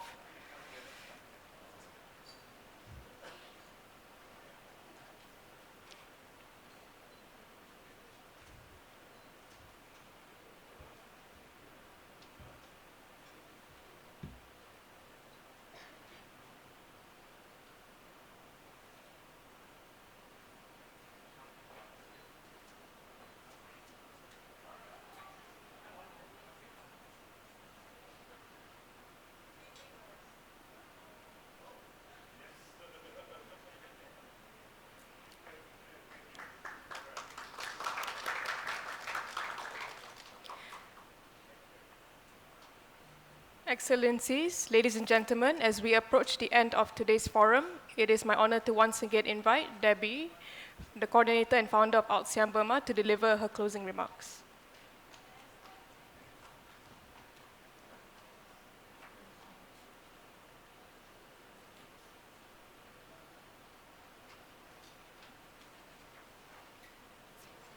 Thank you, Josephina. Firstly, I'd like to thank all the SUHAKAM team who put this together. Thank you for hosting, and thank you for your care and attention to detail, and trying to ensure that there are people who are able to join online as well, because some people cannot physically be here. But also, thank you to our brave speakers who have to wear a mask. Why? Not because of COVID, but because they had to wear a mask to protect their identities, because even though they are outside of Myanmar, they are still vulnerable to transnational repression. So they have been incredibly courageous to testify and share. Now, we are at a critical point in Myanmar's history. It is the point where we have never seen a resistance so successful, where they are now controlling over 50% of the territory. Despite the military junta spending an estimated $5 billion last year to bomb and kill civilians, they still have not succeeded. And this is also why the whole group is calling on ASEAN to support targeted sanctions to prevent this military junta from continuing to kill men, women, and children, from continuing to torture people, from continuing to jail more than 20,000, actually about 23,000 political prisoners still in detention. By not acting, ASEAN is actually interfering in the internal affairs of Myanmar, because the people voted for a government in 2020 and the junta overturned it. So instead of accepting an illegal junta, the ASEAN should actually allow and not block people from exercising their will. So by allowing the junta into ASEAN meetings, they are actually interfering by strengthening and enabling an illegal junta who is committing crimes against humanity and war crimes and committing genocide against Rohingya. So I think we do need to understand that. Now, just as this junta is losing the battle on the ground, they are organizing a sham election After overturning a previous election, they are organizing a sham election as a last-ditch attempt to gain some type of legitimacy particularly from ASEAN and neighboring countries, so that people can go back to business as usual. This is a junta that spent $5 billion last year to kill people, but who also allowed the price of rice to rise by 400% within 4 years. So if we say, oh, let's just think about normal people, how can normal people survive and do well when the price of the staple good rice is 400% over 4 years? Young people and women have been critical to this movement, not just in terms of surviving, but even in the midst of airstrikes and artillery attack, helping formulate a federal system for the future of the country. What are they asking us today? They are asking ASEAN, including Malaysia, let's not forget, including Malaysia, whether or not Malaysia chairs ASEAN now or doesn't chair ASEAN next year, Malaysia still has a role to play, to hear their voices. Young people and women need to be heard. But most importantly, we need to act and implement what they are asking for, which is not the sky, it's just the earth. It is very reasonable. Extend civilian protection to people within your territory. Allow young people and children to have access to health and education. Allow people who have been surviving genocide and war crimes and crimes against humanity, who are currently in your jurisdiction, to work, to have dignified work so they can take care of themselves and their families. We have to actually understand that all they're asking is for us to allow them to have what we would consider a normal life. We are asking for ASEAN to pay attention to accountability. It's nothing new because Malaysia and all the other ASEAN countries have existing obligations under the various human rights treaties that they have signed, and various obligations under the various regional action plans and frameworks that ASEAN has created. So the issue is not about statements, it's not about the talk, it's about challenging ASEAN to walk the talk. Because if it's not Myanmar, who knows what other country in our region this will happen to. ASEAN was established on August 8, 1967, to prevent conflict. On its 21st anniversary, on 8/8/88, young people rose up against the military regime. Kin Omar is part of that generation. And now, they are still rising up. If we cannot listen to the women and youth and implement the actions that we are already obligated even before the coup happened, then we have to ask our questions. Why do we exist as a regional organization? And why are we here, if not to ensure that every part of this regional community can enjoy a normal life? Thank you.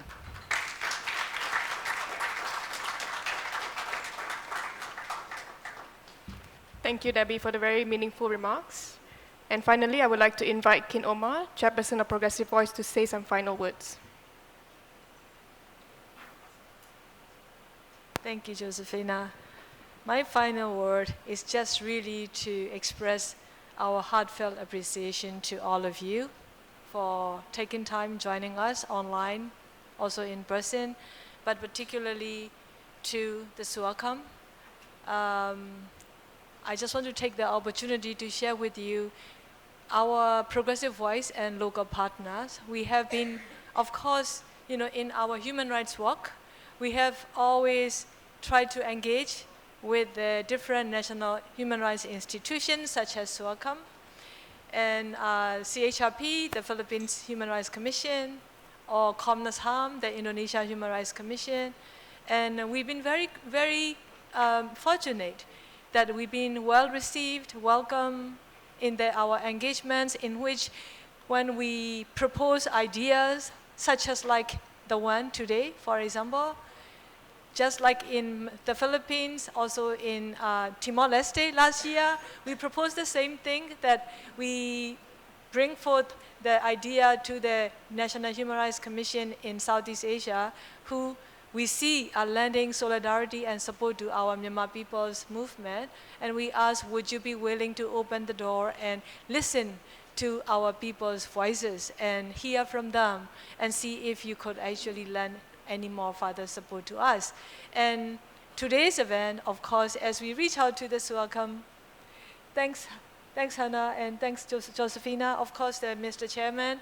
We met in Geneva in March, and as we proposed, and then the commissions welcome and warmly receive our proposals, and here we are.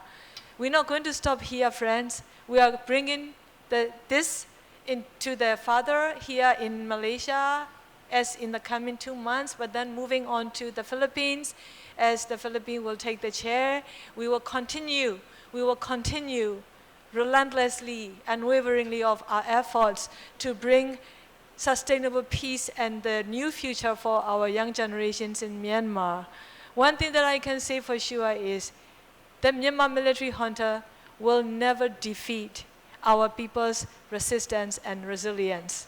And of course, we alone cannot reach to that goal in a shorter time, because as you already heard what the military has.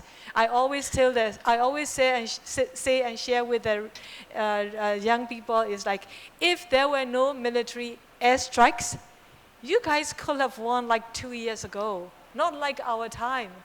In our generation, we didn't have many of the things that you guys are having, including the whole country rose up where the minorities and majorities, Buddhists and Christians and Rohingya and Muslims all joining together. And intergenerational connection of this movement that we have never seen in our country, to the point that this Myanmar military in their 70 years life never been shaken up this much, to the point of getting to the verge of about to fall. So I can only say that they can never defeat our resistance and resilience, but we need your help. The sooner we can get to see the light, the better, because like one of the young people said, the future of Myanmar peoples in light is directly interlinked to the future of our regional peoples to see the light together. As the ASEAN said, 2024, the vision 2045, the vision 2045. Next 20 years, I mean, are we going to allow the ASEAN fail again because they continue to neglect our Myanmar people when our people continue to be suffering? To how long, right? So I think it's also a reminder with all our voices that ASEAN leaders need to hear, and I hope all the distinguished guests here, excellencies from different missions based in Malaysia, as you will engage with the different stakeholders and the governments, including the Malaysian and ASEAN governments in the next week at the summit, around all kind of meetings. Please amplify our people's voices and please bring our messages to them. With that, thank you again so much for today, and thank you.